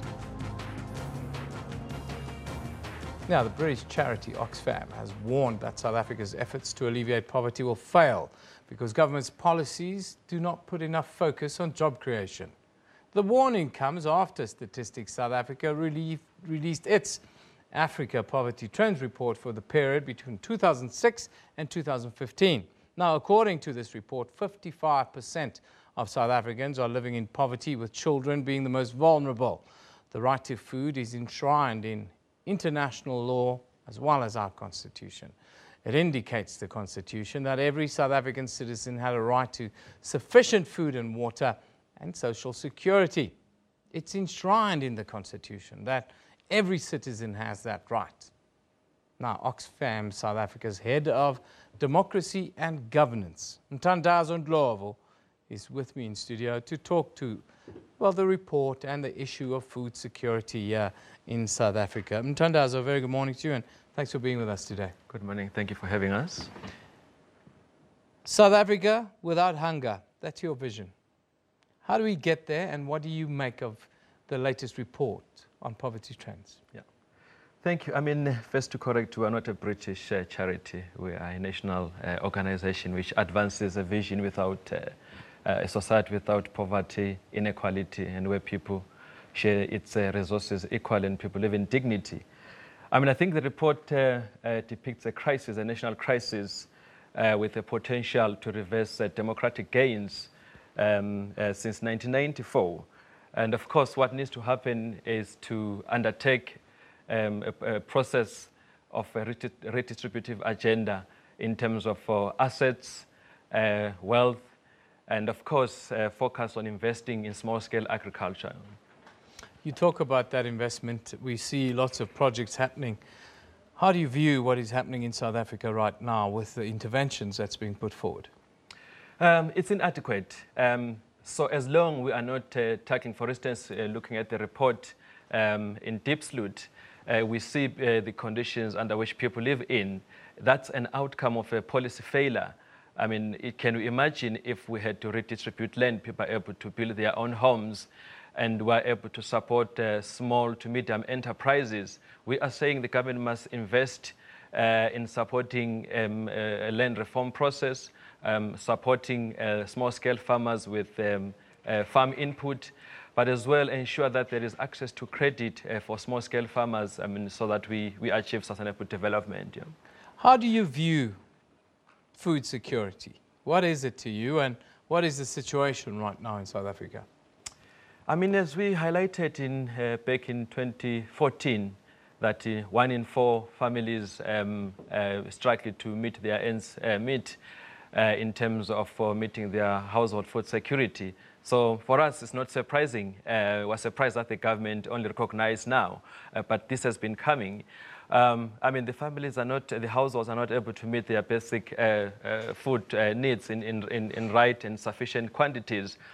That, of course, is linked to the issue of land reform, but as well the role of multinational corporations, the role of supermarkets and how they influence food prices, and the lack of participation of small to medium enterprises and small-scale farmers in the value chain and the markets. Yeah. It's always very easy to point a finger at government and say, oh, government does this and government is not doing that, and policy failures and all of that. I've heard it from a range of people today. The thing we're not talking about is the elephant in the room in South Africa's economy, and that is collusion and price fixing and the effect that has on the poor. Yeah. How do we overcome the challenge of price fixing and collusion from multinationals right down to smaller businesses here in South Africa, that monopolistic nature of our economy? Yeah, thank you. I mean, that's a continued space where the elite continue to influence policy direction and prices, as you say. One of the mechanisms that we could stop that is to ensure that institutions such as the Competition Commission play their role effectively in ensuring that there is no price fixing and colluding. As well, oversight institutions such as Parliament should also play their role, and of course without taking the role that the civil society and communities would play to ensure that there is an equal playing field for all stakeholders. We pay 10% of your profits, these businesses pay, for fixing prices. So is that even punitive? 10% of your profits you pay. Is it not time for rampant capitalism to be halted by putting these CEOs in jail for doing this to the poor? Of course, yes, that we can do. I mean, we can advance that to say these corporations and the CEOs, of course, must be tried and sent to prison. But I think broader than that, we need to look at the whole system, overhaul the system, the macroeconomic policy, allow society to reimagine and participate in policies that affect them on a day-to-day basis. Yeah. South Africa is not the only country in the world that's struggling with low growth. Some of the biggest economy in the world have a similar outlook. 2 hours. How do we overcome that challenge that's on the planet? Well, it's always easy to look at our crisis, as a commodity-based economy, to say, yes, external and global shocks. But if we, from a national perspective, put the right policies and the right systems in place to overcome and withstand any external shocks, that is broadening our economic policy and allowing people to participate, that's more of redistributing wealth to the people, redistributing productive assets to the people, so that there is trade and prospects for economic growth at a national level. How do you view, or what do you think is the interventions we need to overcome growing inequality, to overcome this gap that's growing between the rich and the poor? Yeah. In addition to what the government has proposed, which is the legislating national minimum wage, core to it is redistributing land, redistributing productive assets, redistributing wealth, and of course investing in small-scale agriculture. And of course that doesn't end there, ensuring that small-scale farmers access credit for farming and for financing. As you would know that most people in the rural areas, or if you need to access a loan, you need to have collateral. Yeah. If there's no security in terms of tenure, it becomes difficult for people to access finance. How do you view 1 hectare, 1 family? Well, that might be my personal opinion, not an conventional one. We would support land reform, land distribution in right quantities for people to be able to farm productively. Yeah. Mthandazo, thank you very much for joining us today. Oxfam, South Africa's head of democracy and governance. Mthandazo Ndlovu. to talk about, well, growing inequality, poverty trends, as well, of course, as the issue of food security here in South Africa. Thank you very much for joining us today. We're going to take a short commercial break. You're watching Newsroom. We'll be back right after this.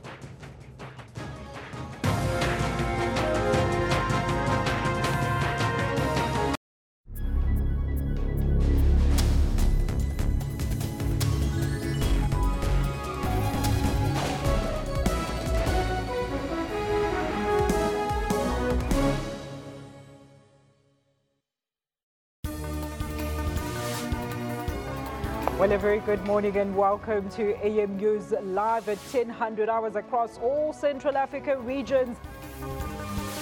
A fitting send-off for a revolutionary giant, a life dedicated in service of the people.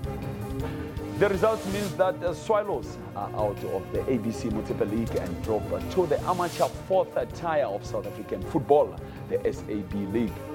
Tune in on AM News every Saturday and Sunday from 10 hours.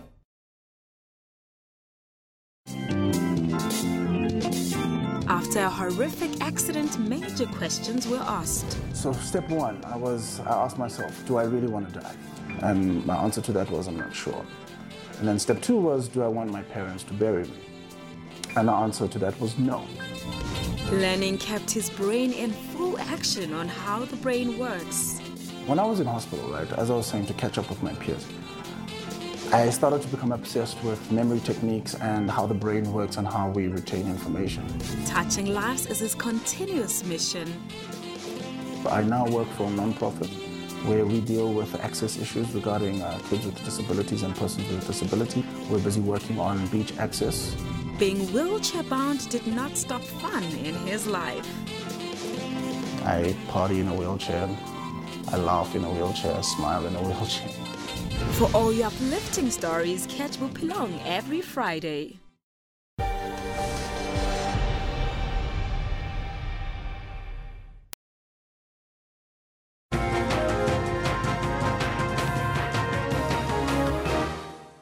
Yeah, hello again, welcome back.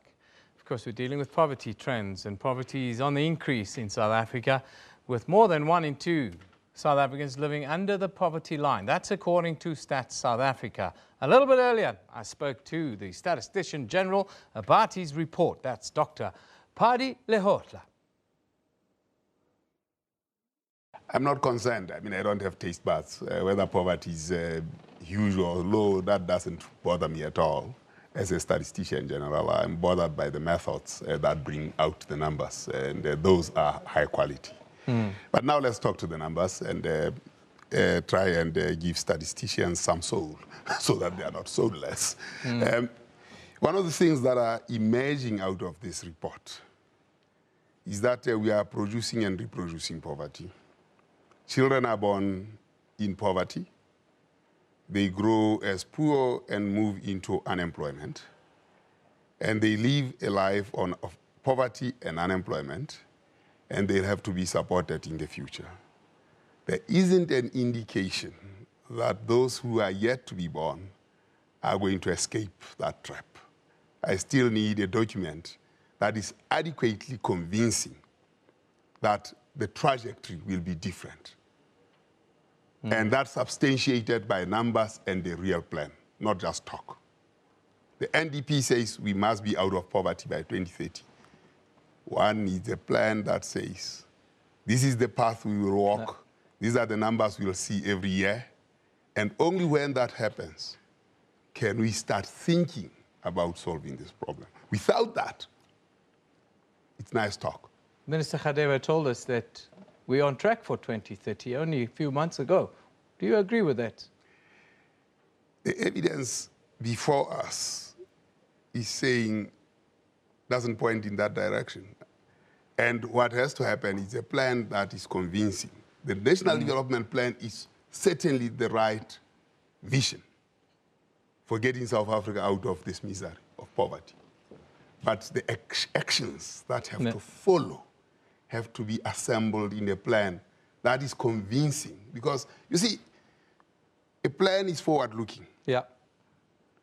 And unless you have a plan that is forward-looking, that tells you we'll combine A with B with C for this kind of output, for children who are not born will be 2 years, and then there'll be 5, and employment will be in these sectors, and we'll invest in this sector so that there's this kind of employment. If we don't have that kind of document, that is scientifically proven, we are not getting anywhere. You talk about policy and how important policy is and also the implementation thereof. But what we see, poverty seems to be a byproduct of this kind of rampant capitalism that we see in South Africa. How do we overcome that challenge of collusion, price fixing and rampant capitalism at the expense of the poor?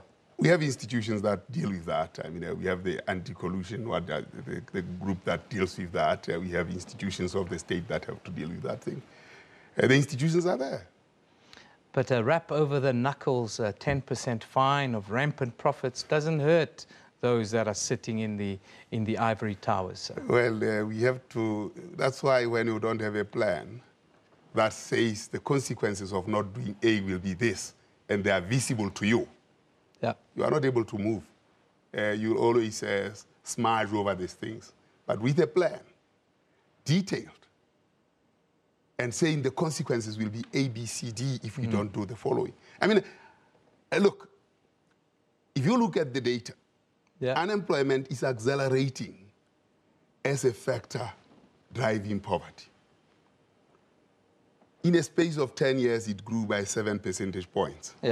From 33 to 40%. In a space of 5 years, it almost doubled with 12 percentage points from 40 to 52. And the transformer, which is education, is not transforming the people in South Africa fast enough. In fact, it is transforming them at a degenerating rate for them to be productive.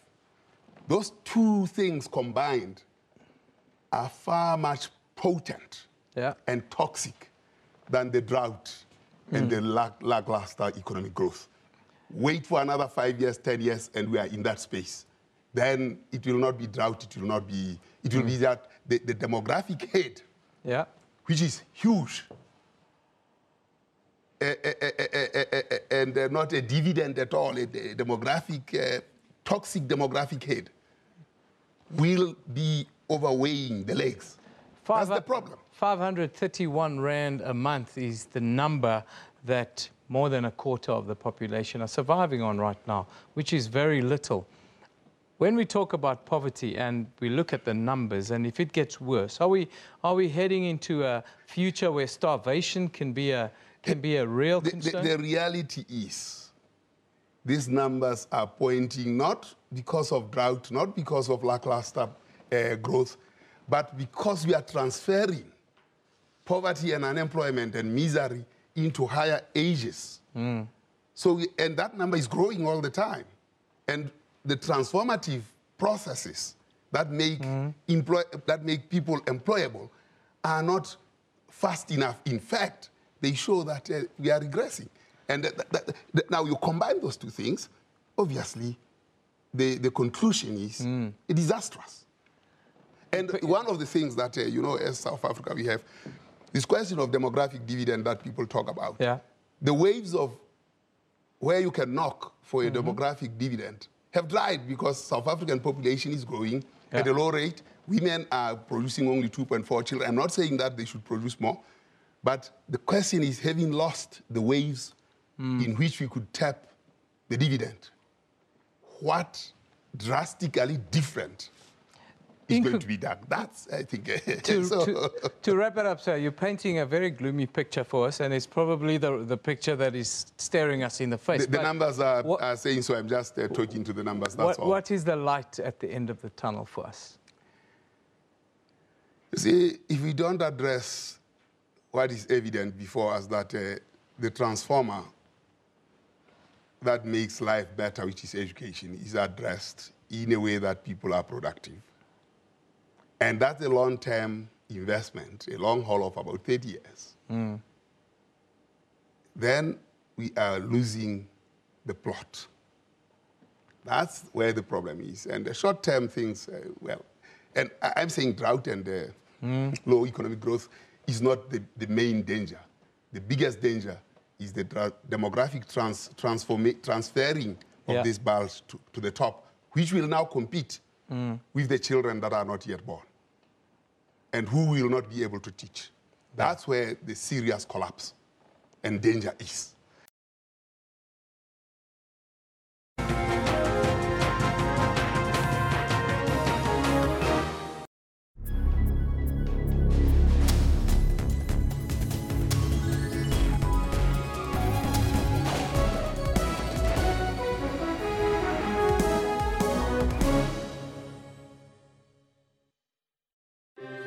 What guides us? What leads us forward? Is it leaders on a soapbox, spouting rhetoric for the crowd? Is it the actions of our people? Or the voices of our citizens? Your country is guided by the voices of its people. And your broadcaster is dependent on your voice to guide it. Get your copy of the SABC's editorial policy and have your say. What guides us? What leads us forward? Is it the advice of our elders? Is it the actions of our people? Or the voices of our citizens? Your country is guided by the voices of its people. And your broadcaster is dependent on your voice to guide it. Get your copy of the SABC's editorial policy and have your say.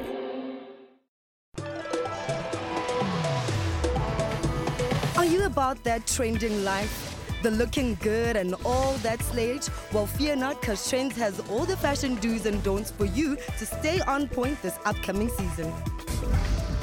This film will be an immersive spectacle. You got Kong, that's 100 feet tall. It tells this incredible story of man versus nature. The iconic stage production by Mbongeni Ngema is back with a bang. Sarafina is a classic South African production. I always choose to align myself with brands that I just love. Because when you love something, it doesn't become work. Luxury is not built overnight, but it's an experience that comes with time. Catch up with all the trends on Trends Saturdays at 12.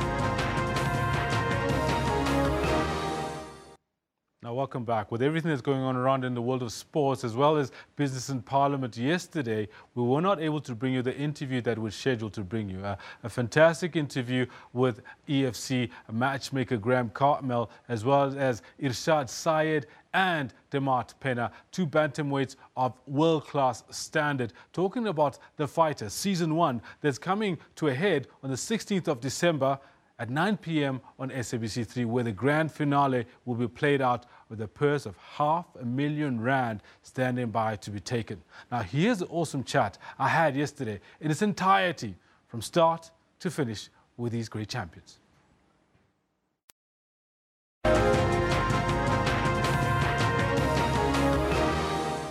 So we have taken 10 of the best prospects from around the globe, okay? And they're all going to go into the house. They're going to duke it out. The reason that we've chosen these specific guys is they're all undefeated in their weight class. That's never been done in any reality TV show, combat or otherwise. And to kind of show you exactly what these guys are about is we've got Damart Penna and Ishad Sayed as the coaches of the show. And they've got enough tension and heat on themselves and enough fire between the two of them that could drive its own reality TV show on its own. So, I mean, can you imagine putting that mix together in a setting where the guys are fighting each week and there's a huge prize on the line? So, speaking of whom, it's going to be big. Let's bring Ishad into the conversation. Ishad is going to be joining us on Skype because he's out in New Zealand right now, but we couldn't pass up this opportunity to make sure that he does speak to us as well. I'm hoping that Ishad is still on the line with us. And Ishad, what does this competition do? First of all, good morning and welcome. What does this competition do for you, and why did you choose to get involved? About this opportunity, I thought it was a great chance, you know, for the sport and for myself.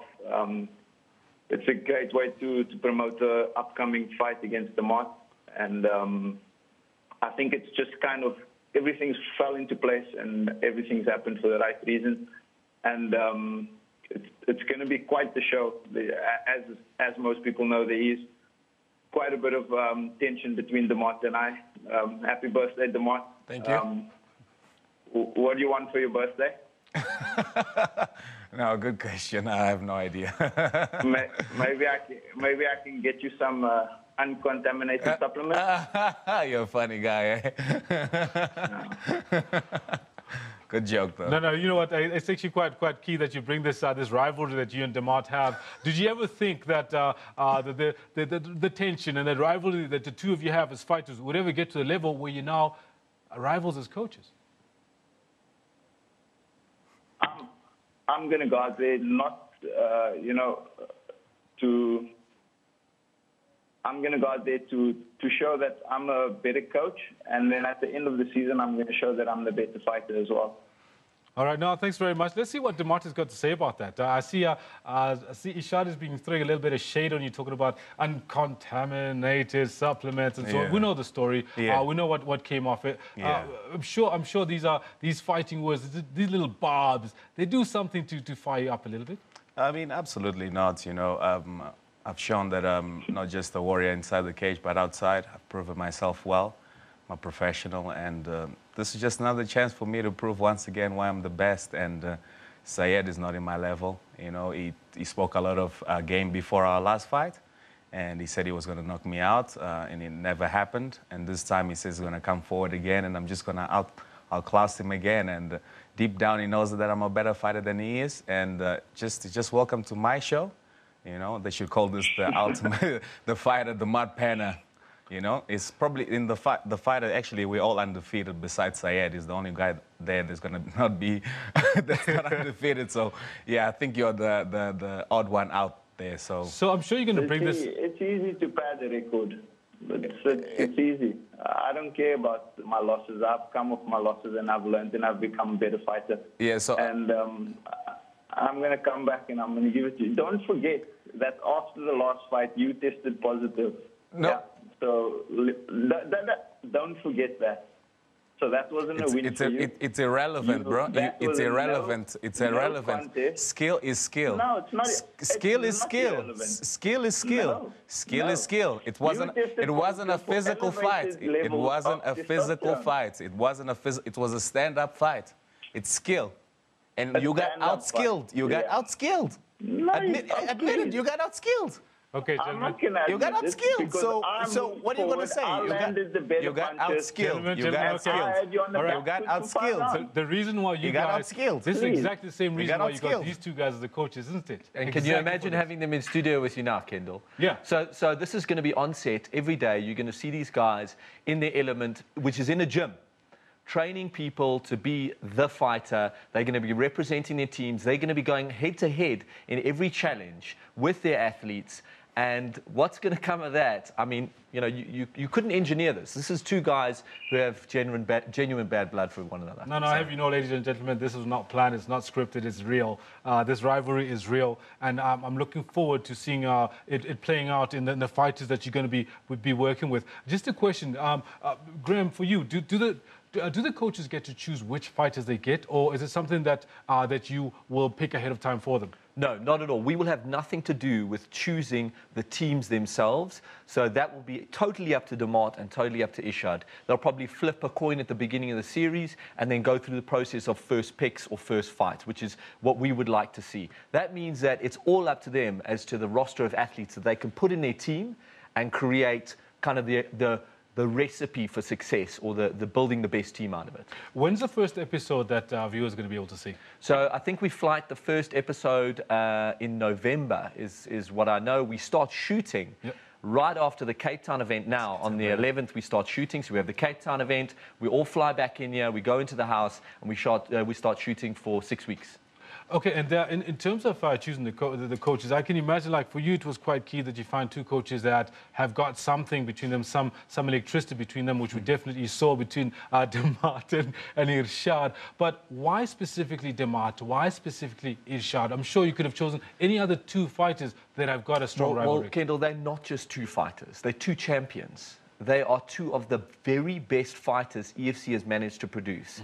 And you know, it's an added benefit. Yes, we tick the box of these two guys not liking each other and that being a whole nother element for a reality show.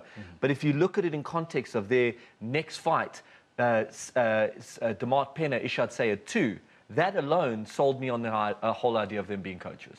Not phenomenal. Why did you decide to do this? I mean, it was natural. Did you know that Ishad was going to be the coach? I would assume so. I mean, I've cleaned out the whole division. You know, I used to be a featherweight, and I was a champion then, and I defended my title 5 times that side. Then I went down to bantamweight. I've defended my title 3 times now as well. So, I mean, I've been dominating, and every single time they doubt me, and they bring all these guys from New Zealand or wherever he comes from. He says is that the reason why you chose to take on the coaching? Yeah, I mean, who else were they going to choose? I mean, in all honesty, at this moment, I am the best fighter in Africa. And yeah, I'm just embracing the moment and just being happy with everything. I'm going to give Irshad a chance to actually give his last word as well. Irshad, some last words for our viewers, for Demart, specifically, if you've got. So, Demart, you used 2 supplements to boost your testosterone. Is that correct? Wow. Dude, just get over it, man. Let's promote the show. Let's promote the show. Answer the question. Let's promote the show. Now you're going on things on conspiracy theories. You barely went to university. No. You don't know what you're talking about. I didn't go to university. Yes, you didn't. So you never went to university. So what are you talking about? You have no idea. People that actually went to university were there. Many successful people never went to university. It's regardless. Right. You're still uneducated. I'm pretty sure. I'm pretty sure you'll be able to actually have this play out properly as well on the show as well. But he doesn't want to answer the question. Sayed. He doesn't want to answer the question. Sayed. Go and finish your matric first, then come and give your opinion, okay? Cheers. Okay, Irshad, thanks very much for coming through. We really hope that you have a... Matric at one of the best high schools in South Africa for your information. Okay, good job for you. Good job. Demart, because he's not in the studio, it's very difficult to get it, because we don't have a face-to-face with him. That's a problem. But that's cool. I think it's very interesting. I'm looking forward to the show. I'm looking forward to the banter, if I could put it, the sledging, if I could put it in another way, that these two are going to be having between them. I'm sure it's going to translate into how hard the fighters you're going to be working with. Yeah. What are you looking for in a fighter? Quickly? I think more well-rounded fighter. I think most importantly, it's someone that knows how to fight on the ground. You know, the stand-up aspect you can always learn a lot faster, but on the ground is a lot harder to learn. So I'm looking for guys that can actually fight more on the ground than actually stand up. Grim? I've gone and I've found the very best that the world has to offer in terms of the middleweight rankings. Yeah. I've even gone so far as to find a fighter that comes out of Conor McGregor's camp, SBG Ireland. So the caliber of talent that these guys have to work with is going to drive the show, and Demart, Team Penna and Team Sayed are going to be going head-to-head. I just can't wait to start shooting this thing. It's going to be insane. It's going to be absolutely insane. Now, that's phenomenal. That's phenomenal. In closing, very quickly, Conor McGregor. Conor McGregor. I'm Irish. I love MMA. It's a boxing match. You still say Conor McGregor? Flat out. It's a boxing match. What do you say? Boxing match, definitely Floyd. I mean, I wish Conor could win, but I don't think he'll win, honestly. Okay. All right, we'll talk next week.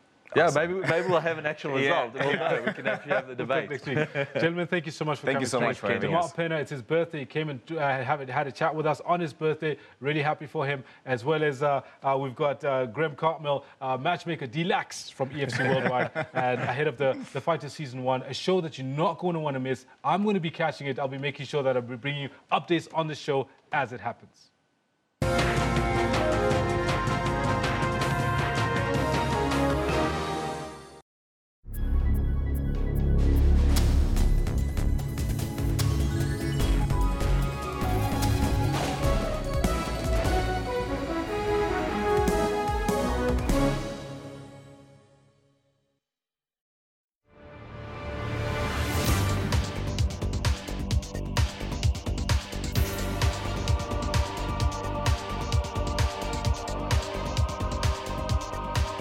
The fossil hominid sites at Sterkfontein Caves, known as Cradle of Humankind, were declared a World Heritage Site on the 2nd of December 1999.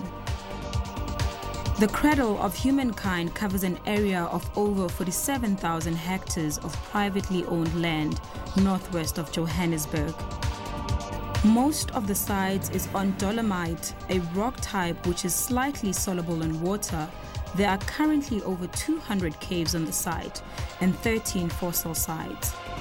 We know that Australopithecus africanus were present in the cradle from about 2 to 4 million years ago. It is generally known that hominids are close relatives of human ancestors.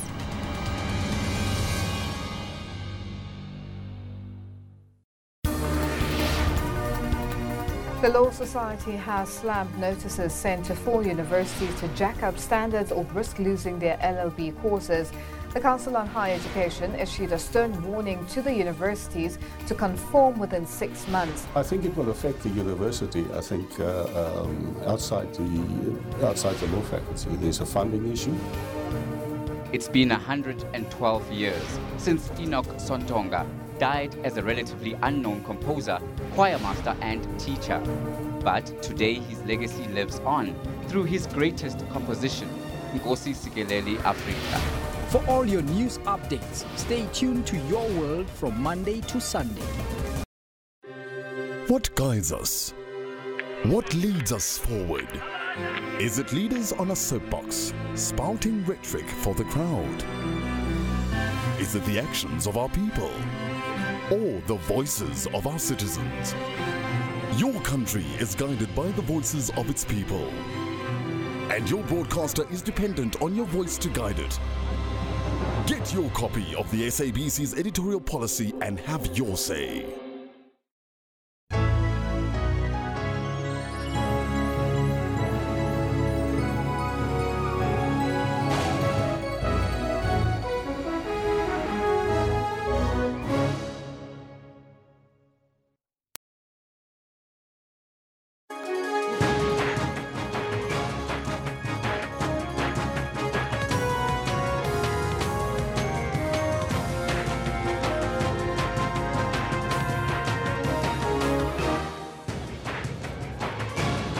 Yes, it's 1100 hours Central Africa time. Jumbo Africa here on the newsroom. I'm Elvis Preslin. I'm Kendall Mahamat. We'll be with you until 12 o'clock today. Now, the focus is on poverty, people.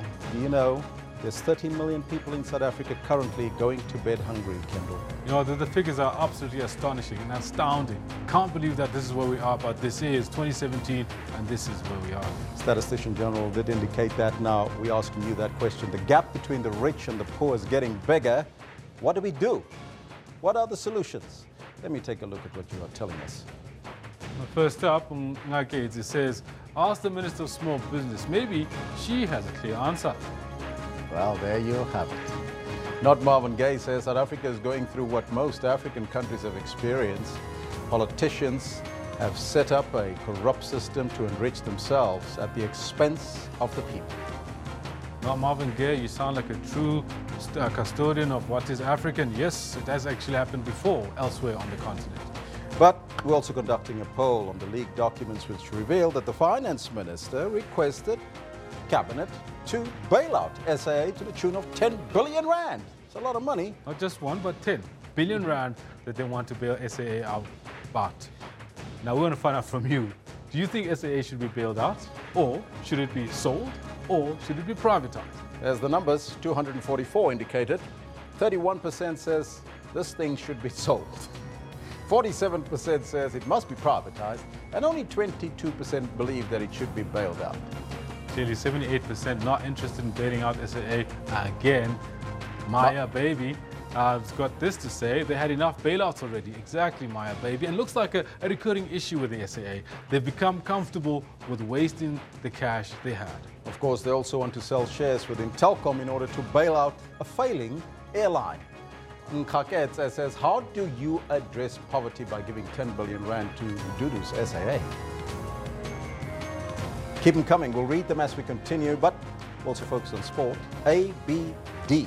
That's de Villiers. Recommitted to South Africa. He's going to play cricket again, Kendall. I think me and a whole lot of other fans, including yourself, are quite happy and comfortable with the fact that AB de Villiers has committed himself to now playing tests as well as T20s and ODIs, and very happy about that. He has stepped down as captain of the ODI side. So, but we want to find out from you, what do you think about this? Is it a good thing? Is it a bad thing? This one coming from Michael Big Am Sotole says, great news indeed, but the poor guy is a scapegoat every time the team chokes. There's that tag around their necks, of course. Now, Sanjay says, AB de Villiers is one of the greats and genius of the game. Certainly wish to see him play and perform more. Well, there you have it on the Twitter handle at SABC Newsroom as well as on the Facebook page. But right now, let's get down to business and take a look at your news headlines.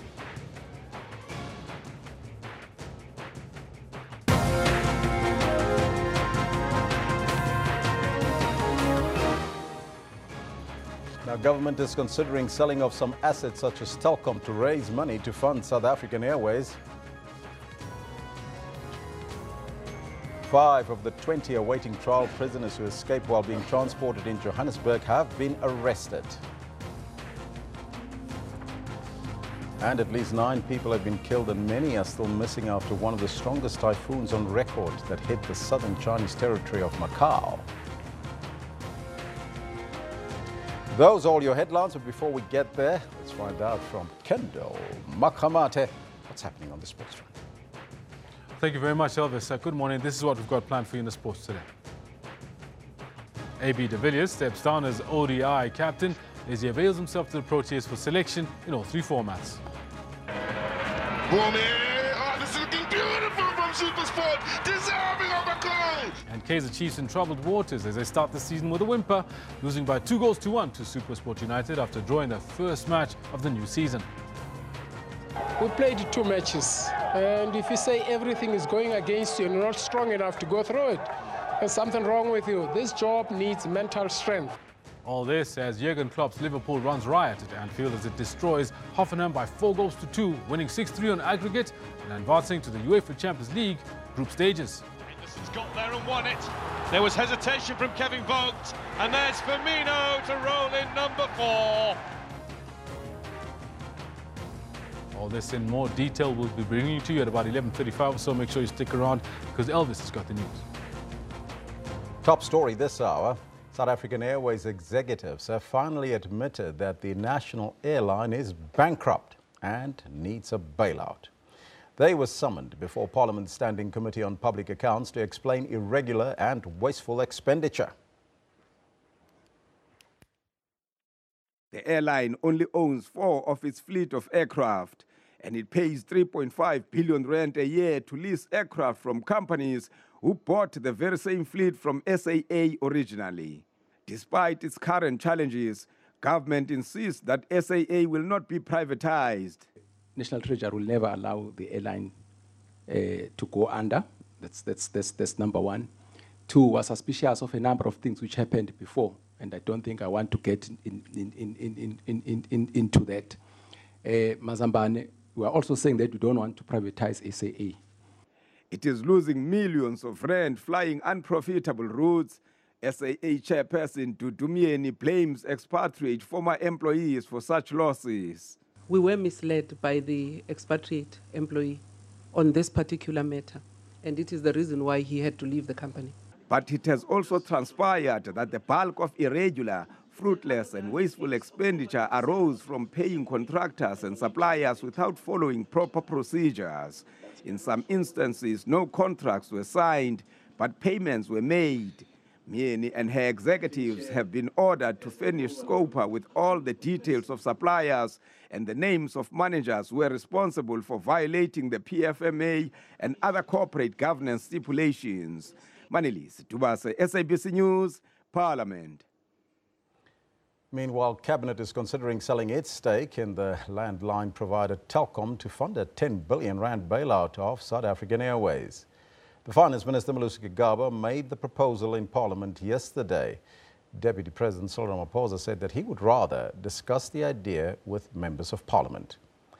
Deputy Finance Minister Sifiso Buthelezi told the SABC this morning that the airline's problem is more of a management issue and that should be dealt with urgently. Difficult conditions, you'd expect that the company will be making sure that it saves every cent that it has.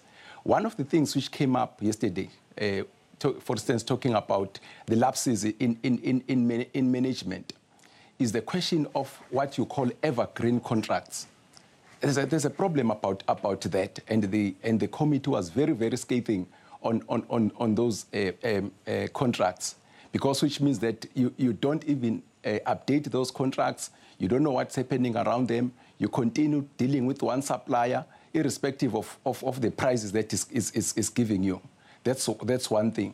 But two, there are also contracts which lapse, and people continue being giving a service to South African Airways without new contracts. That's another very important thing which was raised yesterday. We have a situation where you have got offices in destinations which SAA don't fly to. So you then ask yourself, why are we having offices in those places? So those are the things that I'm saying, despite the problems which I call legacy problems, there are problems which are of management nature, which should be dealt with as a matter of agency. Now that's why we're asking you this question on the poll this morning. Should SAA be sold, privatized or bailed out? Now so far we have 247 votes in. 23% of you saying they should be bailed out. 47% says it must be privatized and 30% says it must be sold. That's 77% not interested in the bailout. Gauteng Education MEC Panyasa Lesufi yesterday met with a large group of disgruntled parents, teachers and pupils about when construction of the Brown Fisherville Primary School would start. The parents disrupted schooling after protests since Monday. Now, unhappy about the delays of the building of the school, the residents say that the temporary school has been there for 17 years and they witness other schools being built in and opened in other sections of the area. On Monday, they managed to shut down all the schools in the area and demanded to be addressed by the MEC. Now, for more on that story, we're joined here in studio by the Department of Basic Education's Gauteng spokesperson, Mr. Steve Mabona. Very good morning to you, sir, and welcome. Good morning, and to all our viewers. In the hot seat again this morning, the MEC was there with the disgruntled parents. What came out of that meeting yesterday?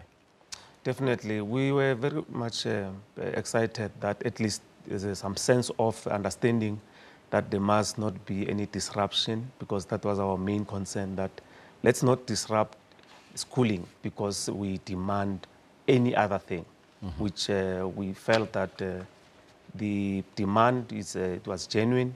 And the MEC concurred with them to say he's actually happy that they are fighting for a school than any other thing that must be probably provided in the area. There were shortcomings, yes, and he conceded to the community that there were things that probably did not go as per the plan, and he apologized for the delay and committed on the program moving forward on when the school would be built so that we can have the school there. What were the challenges relating to the department not completing and building the school? Look, firstly, it was an issue of land. There was no concession on the land where the school must be built. We moved to probably 3 areas, trying to move the school, relocate it so that we can then build. But I think that process did not, proceed. And we've considered that probably we could have managed it better as the department, both us and the Department of Infrastructure Development. And we've really learned that during the planning process, there's some encroachment of some sort on houses that are actually, they've extended their houses which encroach into the yard of the school where we need to build. So we'll interact with those families to say, how do we move forward? But that should not be an issue. Now we are moving forward, making sure that we go out on tender, which the process MEC undertook, that by September we should advertise, and by the end of November we should have a contractor who's going to be starting there. And by January we should be seeing some work happening on site. Are we talking revamping or complete rebuilding of the school itself? We're talking rebuilding of the school. Unfortunately, we cannot move the school now. So we'll do it in phases. While learners are there, build and then move them into, other areas in the yard. And it is important also to note that the land that we are using, it will be much compact, because we wanted to move somewhere else, but we could not reach a concession. So there are some elements of a building that we're going to have to compromise. Because we remember the schools that we are building now, they are big, they are beautiful, they've got all amenities, laboratories and sporting facilities. We're not talking just the ground, we're talking, netball court, which they can also be utilized. And we're talking a field that will have a track, for running or athletics. So we'll have to compromise some of the elements because of the space limitation. But we're still going to deliver a top-of-the-notch school that we are building, for our people, because we are saying gone are the days where we're going to build schools that will not have an impact, that will not drive you as a learner to want to go to school. I can understand the issue of land and that you were trying to deal with that, but why were there other schools built in the area and opened and Brown Fisherville not completed in time? No, look, there was another element of the area being dolomitic, so you had to investigate, utilize your technicians, investigate, and then it was found that actually that the area is fine. They have given a go-ahead that we can build there. All those elements going, forth and back between departments to say, how do you move municipality, approval of those plans, how do you move forward? So it was an element of delays which were technical, and but then we considered that we could have done better because there's an allegation that there was task teams that were established in the area, which the community felt that the task team did not do much. Hence, there was a collapse of that structure. So we said that moving forward, we'll monitor it very closely, and we undertook, because there's a political will to build schools, in the province. I mean, we built 4 schools in that area only. So this will be the 5th one that we are building. So a political will to say we want to build, it's there. And it's not disputed that we want to build that school. So hence we said, let there be calm, let no be disruption of schooling, because we are affecting now the future of our learners.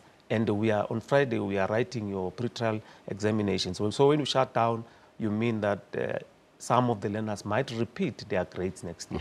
So you have a concession now, the community is calm, and there is progress. Definitely there's progress, and we undertook to make sure that we, on a constant basis, interact with the community so that there's no lull, where people don't know what is happening, what is the latest developments. We undertook, and we'll monitor that very closely and go back there to open the school and celebrate with the community.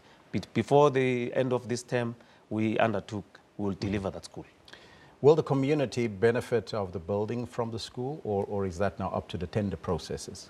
Definitely. What we normally do, the contractor that will be appointed or given a tender, we will then have a meeting with them to say, you're not going to appoint probably labor or subcontracting of small job that can be done by people in the local area. You need to consider, here's the database of people here who said, we promised them that we'll meet with them, get those that have skills or those that are unskilled, have a database of them so that the contractor who's appointed can tap into that before deciding, to want to utilize people coming from external. So the community will benefit. And it's proven in all the schools that we've built, the community in the area, they have benefited out of that project. Mr. Mabona, I thank you so much for your time in joining us here in studio. Thank you very much. That was the Department of Basic Education in Gauteng spokesperson Steve Mabona. Moving on now to other news. The Ahmed Timol inquest is nearing the end at the High Court in Pretoria, 46 years after the anti-apartheid activist died in detention. The new inquest, presided by Judge Billy Motley, will this morning listen to the final legal arguments after hearing evidence from the various witnesses, including 4 former apartheid security branch police officers.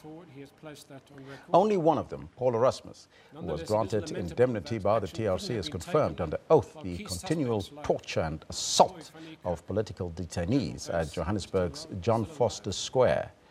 The chief police witness, João Jan Rodrigues, who was present when Timol allegedly jumped from the 10th floor to his death in 1971, has denied any knowledge of police brutality and torture of the captured anti-apartheid activists. Let's now go live to the proceedings as we speak. And justice. It's also the story of great inspiration and perseverance. The Timol family, my lord, in particular Timol's nephew and brother, Imtiaz Kaji and Mohammed Timol, they refused to let go of their quest for truth and justice. Their resolve and determination has been rewarded with this inquest before this particular court. For the first time, my lord, in 46 years, there has been a serious investigation of Mr. Timol's demise. Every possible aspect has been investigated by this court. And my lord, this court has permitted the family the latitude to explore the full truth, and for that they are deeply grateful. My lord, the family extended an open hand to the surviving police witnesses. They went on record to say they're only interested in the truth. They sought no vengeance or retribution. If the truth was disclosed, they would not seek a prosecution on any particular charge. My lord, regrettably, this particular plea was spurned by the police witnesses.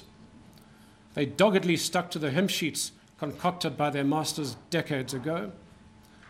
The police version largely adopted by the inquest court really asks us to suspend our belief in reality. They will have us believe that the security branch did not carry out torture. They will have us believe that they only heard about torture through claims made in the media. They will have us believe that Timol was treated with care and compassion by the security branch, and unbelievably, just like one of their own children. My lord, that claim was made by none other than Colonel Piet Greiling, who was the officer commanding of the security branch in John Foster Square at the time of the Timol incident. And it emerged in the ESOP case, the interdict to have a restraining order finalized against the police. They will have us believe that Timol's interrogators were honest and fair men. They will have us believe that Timol would have preferred death to a long prison sentence. They will have us believe that they did what they could for the critically injured Timol. They will have us believe that the police carried out a rigorous and methodical investigation in reaching the conclusion that nobody was to blame. My lord, none of it is believable. None of it bears any relationship with the truth. In the circumstances, the Timol family seeks justice against the police witnesses who continue to perpetrate the cover-up of the crimes committed against Timol. We'll take an adjournment at this stage. As the court pleases. All right.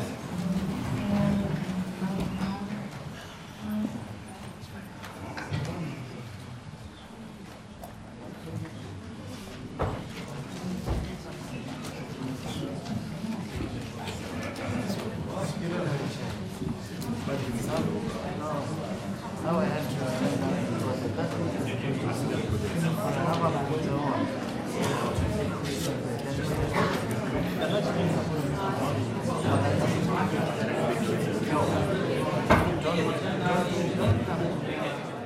That's the Armored Timor inquest. They are adjourning right now. They'll be back a little bit later and we'll go there live. But right now, let's take a quick break and we'll return after that.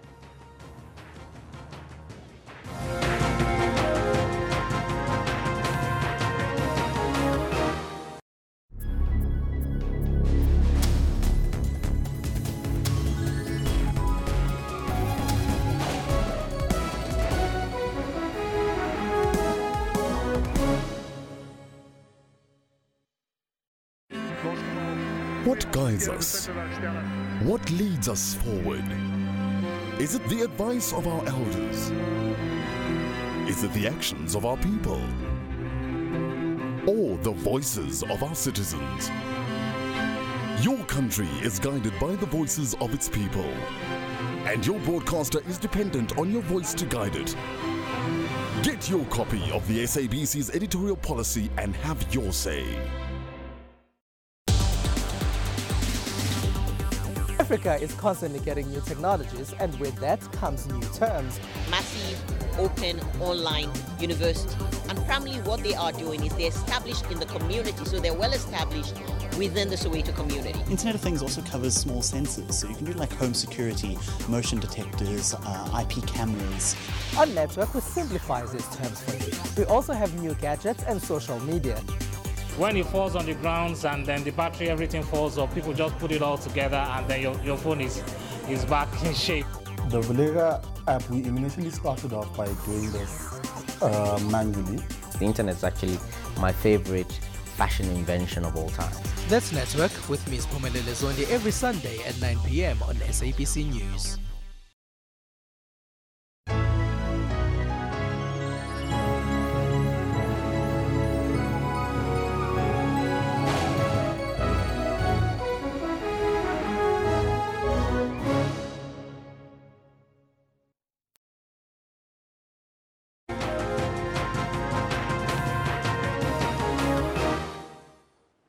Now, over the weekend, the Southern African Development Community, SADC, decided to deploy an envoy to the Democratic Republic of Congo.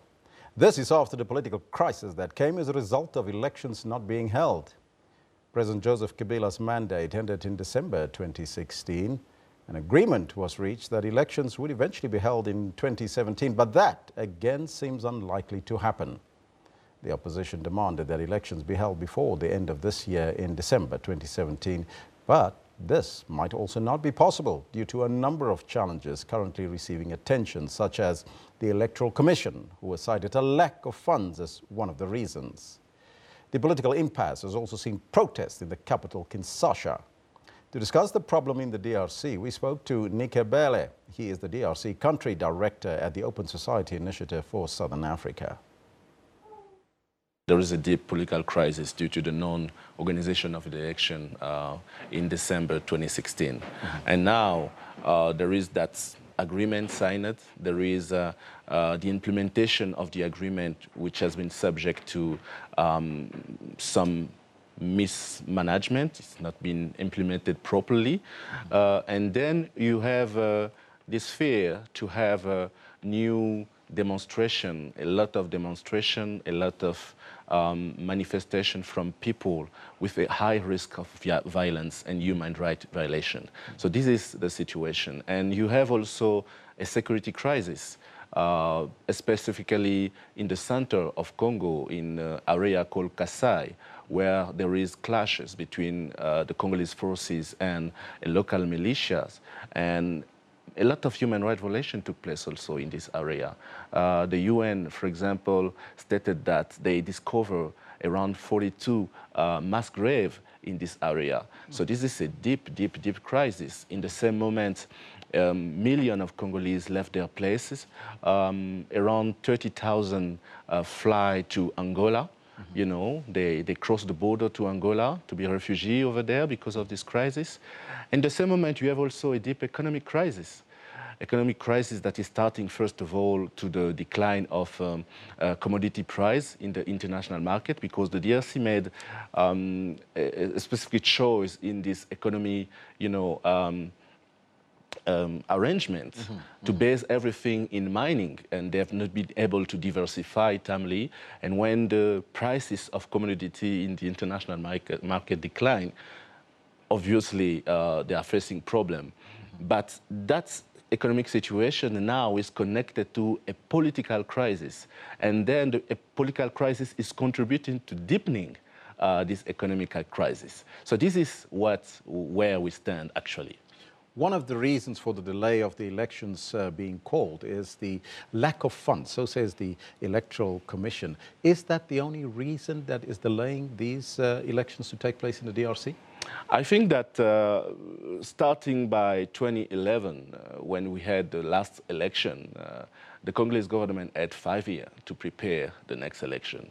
They usually say that in 2012, we had what we call the M23 crisis, when this militia started in Goma, in North Kivu, and from a while, Congolese government was occupied to try to resolve that security crisis. But however, we think that political situation allowed the Congolese government to prepare properly. And most of the observers are seeing the argument of finance as only a reason that is provided to justify the delay of the election and to maintain the current president in power. The Electoral Commission is raising this issue. They say that before to release the electoral calendar, they need to have guarantee that money will come. But frankly, this sounds like a wrong approach, because for election, to have election properly, we need a plan. We need to secure a plan, and the Electoral Commission is in charge to provide this plan. The electoral calendar is not only to get money.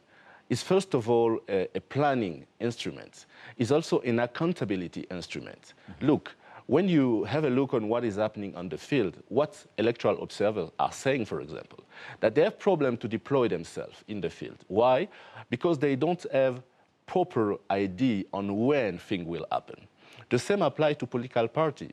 They have been told, they've been asked a few months ago during a workshop, why are you not on the field? Where are your witnesses? Yes. While the Electoral Commission is doing the voter registration thing. And they all say, look, there is a problem of resources, yeah, but there is mostly a problem of planning. We are not able to plan properly.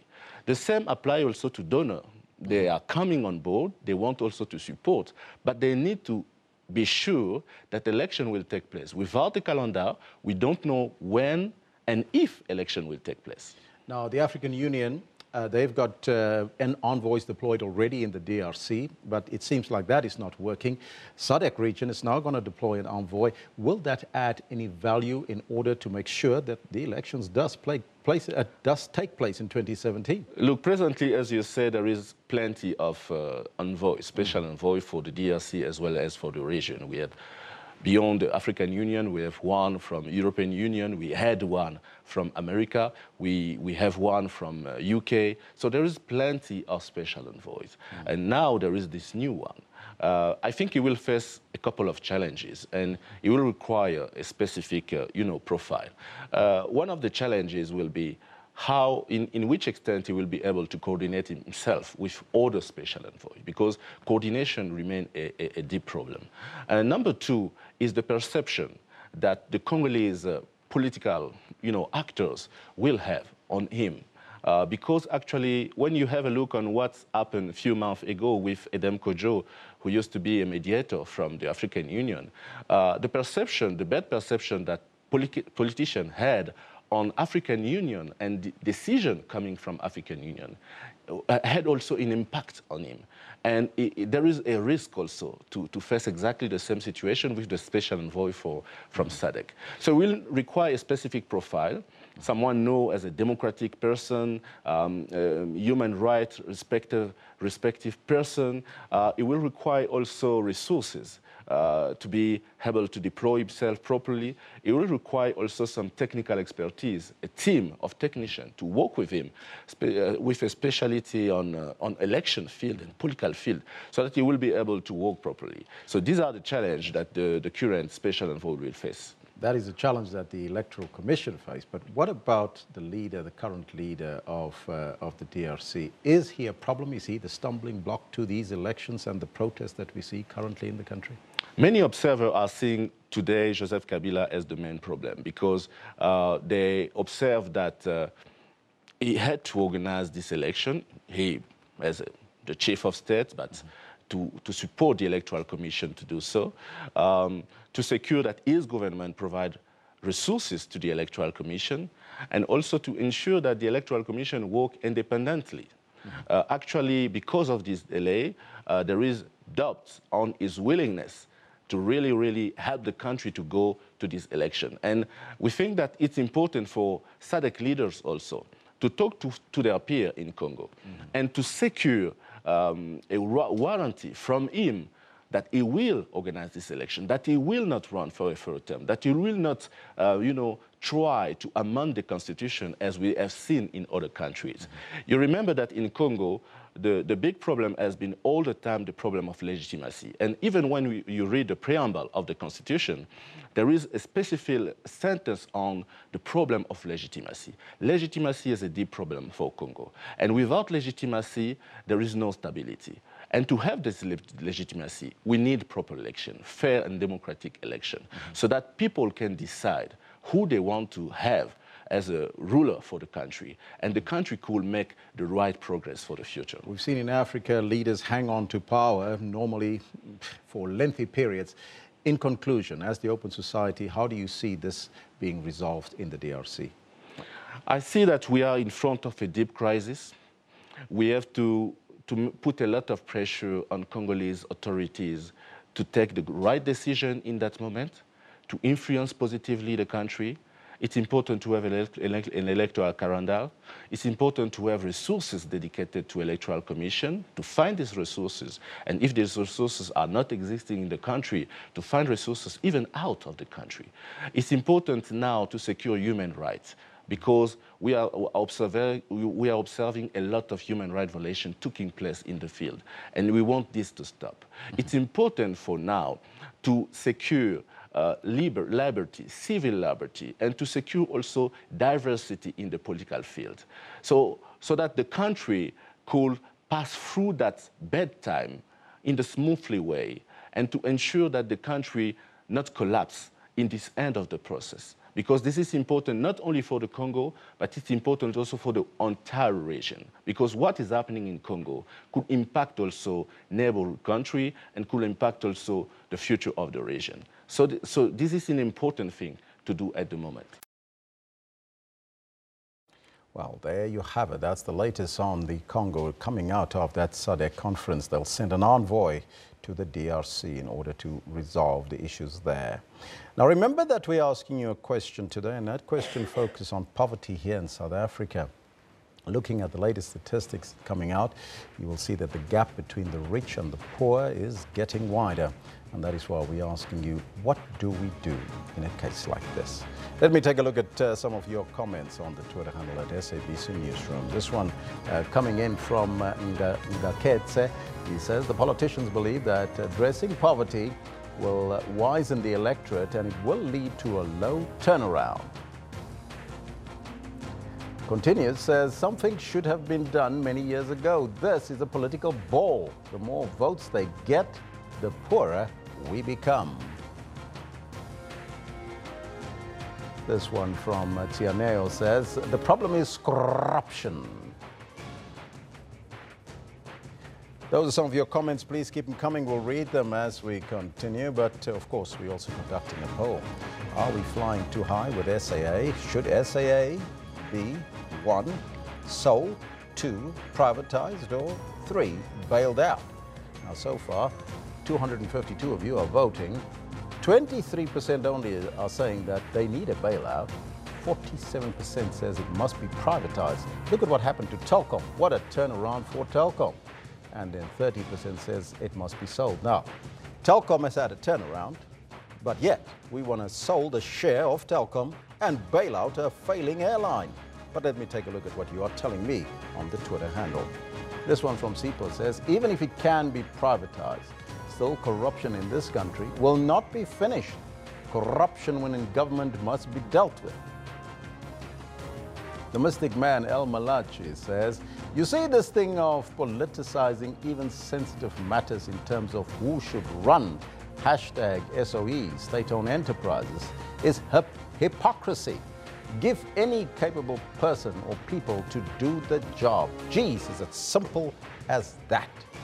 This one from Joe says, sell the bloody thing. It's just a vessel for corruption.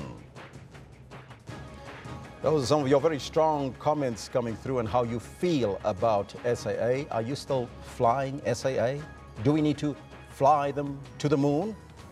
Well, we'll take a break. We'll be right back with your sports news after that with Kendo Makamate.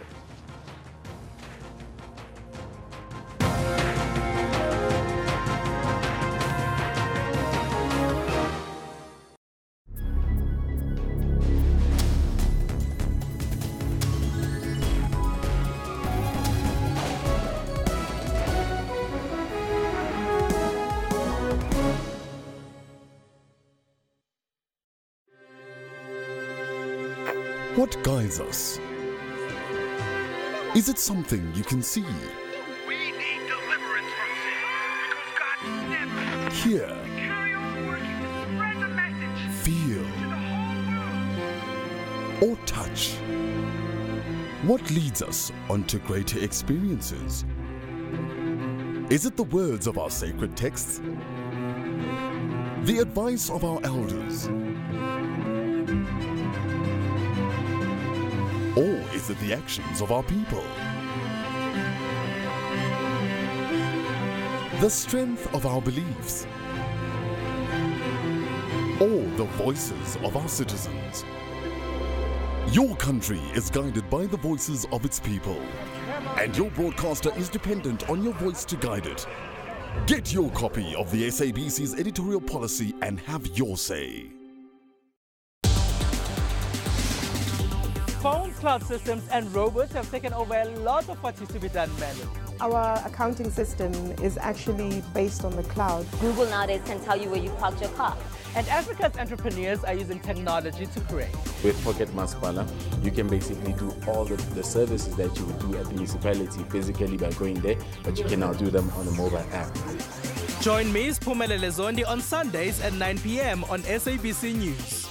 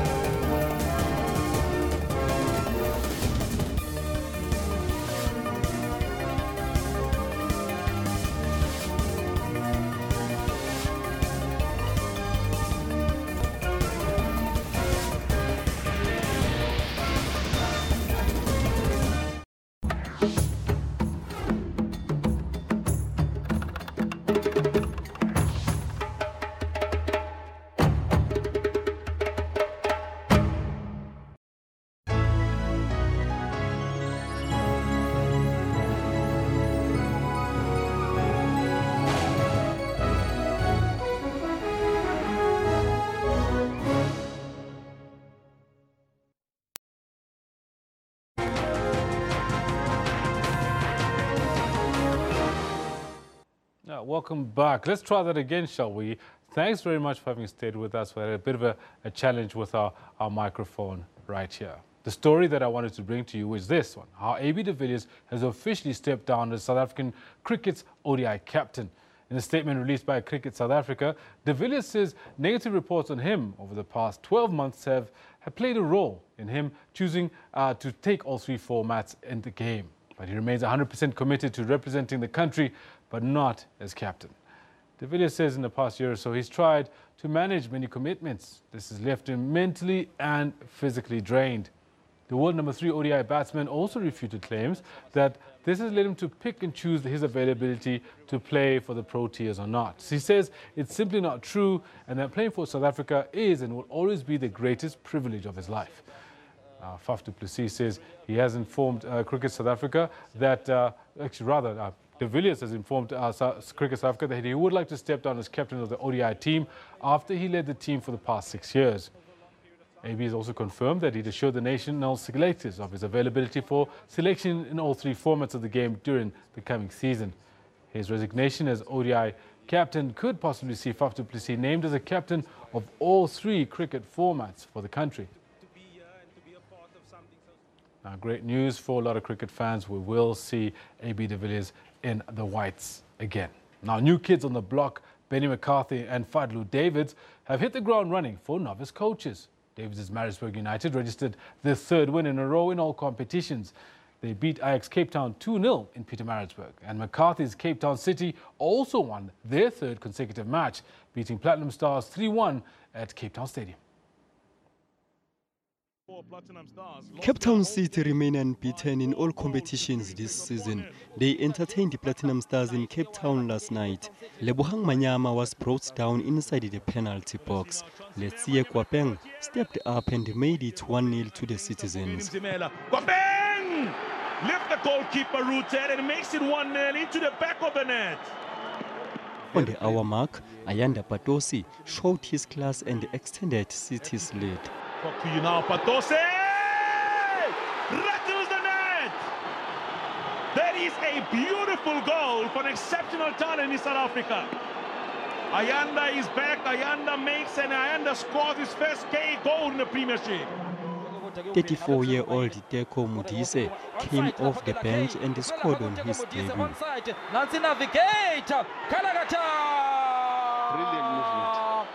Robert Ngambi grabbed a consolation goal for Stars as City won the match 3-1 to go to the 2nd position on the log. Back of the net, they do pull one back. Kaizer Chiefs got off to the worst possible start in their match against SuperSports United at the FNB Stadium. Mulomo Wandau Matoho was shown a straight red card for a professional foul on Bradley Robler, who was on his way to score a goal. 6 minutes later, Amatatanza broke the deadlock as Oprimudiba's free header found the back of the net. Beautiful from SuperSport, deserving of a goal. Kaizer Chiefs ripped to absolute shreds then as Mudiba nuts it home for his first of the campaign. What a lovely team goal, beautifully done. Towards the end of the first half, Bernard Parker had a chance to restore parity, but in vain. Moments later, 20-year-old Teboho Mkwena's defense-splitting pass found Robler, who made it 2-0. 2-0 SuperSport United, right at the end of the half, the perfect through ball. Early in the second half, Gustavo Paez pulled one back for Amakosi, and it was game on. Paez pulls one back, Shaba with the assist, Chiefs keep turning the screws in pressure, and it's a 1-goal game. United were under siege from the 10-man Chiefs, but they held on and won the match 2-1. In other matches, Free State Stars held defending champions Bidvest Vets to a 2-all draw. Maritzburg United beat Ajax Cape Town 2-0, and the Golden Arrows and Bloemfontein Celtic circled for a share of spoils as they drew 1-all. Mtutu Zindlovu, SABC News. So, of course, we're going to give you a quick summary of what's happened over the last 2 nights of PSL action. And Mamelodi Sundowns 2-1 lost to Polokwane City, you'll remember that. And Amazulu 2-0, they lose to Chipa United. Baroka 1-0 draw with Orlando Pirates. Last night, Cape Town City FC. Benny McCarthy is flying high. 2 matches, 2 wins. 3-1 against Platinum Stars. And then Kaizer Chiefs, they go down 2-1 to SuperSport United. Lots of traction on social media about what exactly is going on at Kaizer Chiefs. People hoping for a much better start to the season. Free State Stars 2-0 draw with Bidvest Wits. Interesting news coming out on social media about Free State Stars is they have parted ways with their head coach Sammy Troughton. And Troughton, you'll remember, was appointed only last month, and it seems as if Luke Emel will be replacing him there. Maritzburg United on 2-0, and they win against Ajax Cape Town. And Golden Arrows a 1-0 draw against Bloemfontein Celtic at the Princess Magogo Stadium. Now, an impressive lineup for tennis's inaugural Labour Cup in Prague in September has been confirmed. The sports version of golf's Ryder Cup sees legends such as Switzerland's Roger Federer team up with next-generation stars for an European team that will face the rest of the world. The 2 teams will do battle in singles and doubles over 3 days. Team Europe will be led by Bjorn Borg, while John McEnroe will call the shots for the world side. World number 6, German Alexander Zverev, is the latest addition to Team Europe. Federer, Rafael Nadal, Marin Cilic, Dominic Thiem and Thomas Berdych have already confirmed their participation. The final teams were announced at a news conference in New York, ahead of the start of the year's last Grand Slam, the US Open. It just gives you an opportunity to be in a unique team, be with these great gentlemen and great champions, and obviously to learn from them. And to, with this kind of event, I believe that even the popularity of tennis can grow, and everyone can have a positive impact on it. Promising 18-year-old Canadian star Denis Shapovalov will feature for the world side. He will join forces with veteran Juan Martín del Potro, Milos Raonic, Sam Querrey, Jack Sock and John Isner. Laver, the only player to win 2 calendar year Grand Slams, was praised for his contribution to the sport. This was my idol growing up, and we're looking to do something big here with along the lines of the Ryder Cup in golf, and I think that this is a magnificent way to try to get this going, and it couldn't be a better man to represent what we're trying to do here. The Laver Cup will take place from 22 to 24 September. Liesel Zankel, SABC News. All right, now, since the fight between undefeated boxer Floyd Mayweather Jr. and mixed martial arts champion Conor McGregor was announced in June, the 2 men have traded barbs and insults in the bid to hype up a bout that has been met with both skepticism and excitement around the world. Here we go. I'm going to outbox this man at his own game. That's how skilled and how much of a different level I am to him. So, August 26th. He's going to bring his best. And it's not going to be easy, Conor. It's not going to be easy. Remember, Pacquiao got bombs. Canelo got bombs. Shane Mosley had bombs. And all those guys are going in the Hall of Fame. But one thing about me, I got a granite chin. But remember this, the same way you give it, you have to be able to take it. Remember this.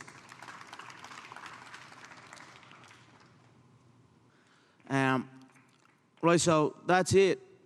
Thanks so much, everybody. I'm gonna f this boy up, make no mistake. And when it's all said and done, you know what?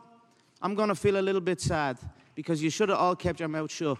You should have left me over on that other game that I'm from, that more ruthless game where we bounce heads off the canvas and drill them into the floor.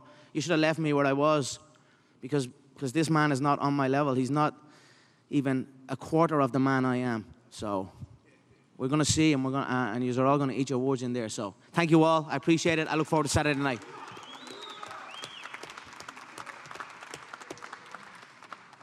Conor McGregor had a hell of a career, still got a hell of a career. He's a hell of a fighter, He's a stand-up guy. He's a tough competitor. It's not going to be an easy fight. It's going to be blood, sweat, and tears Saturday. That's what we're here to get the fans, and that's what we want to get the people all around the world.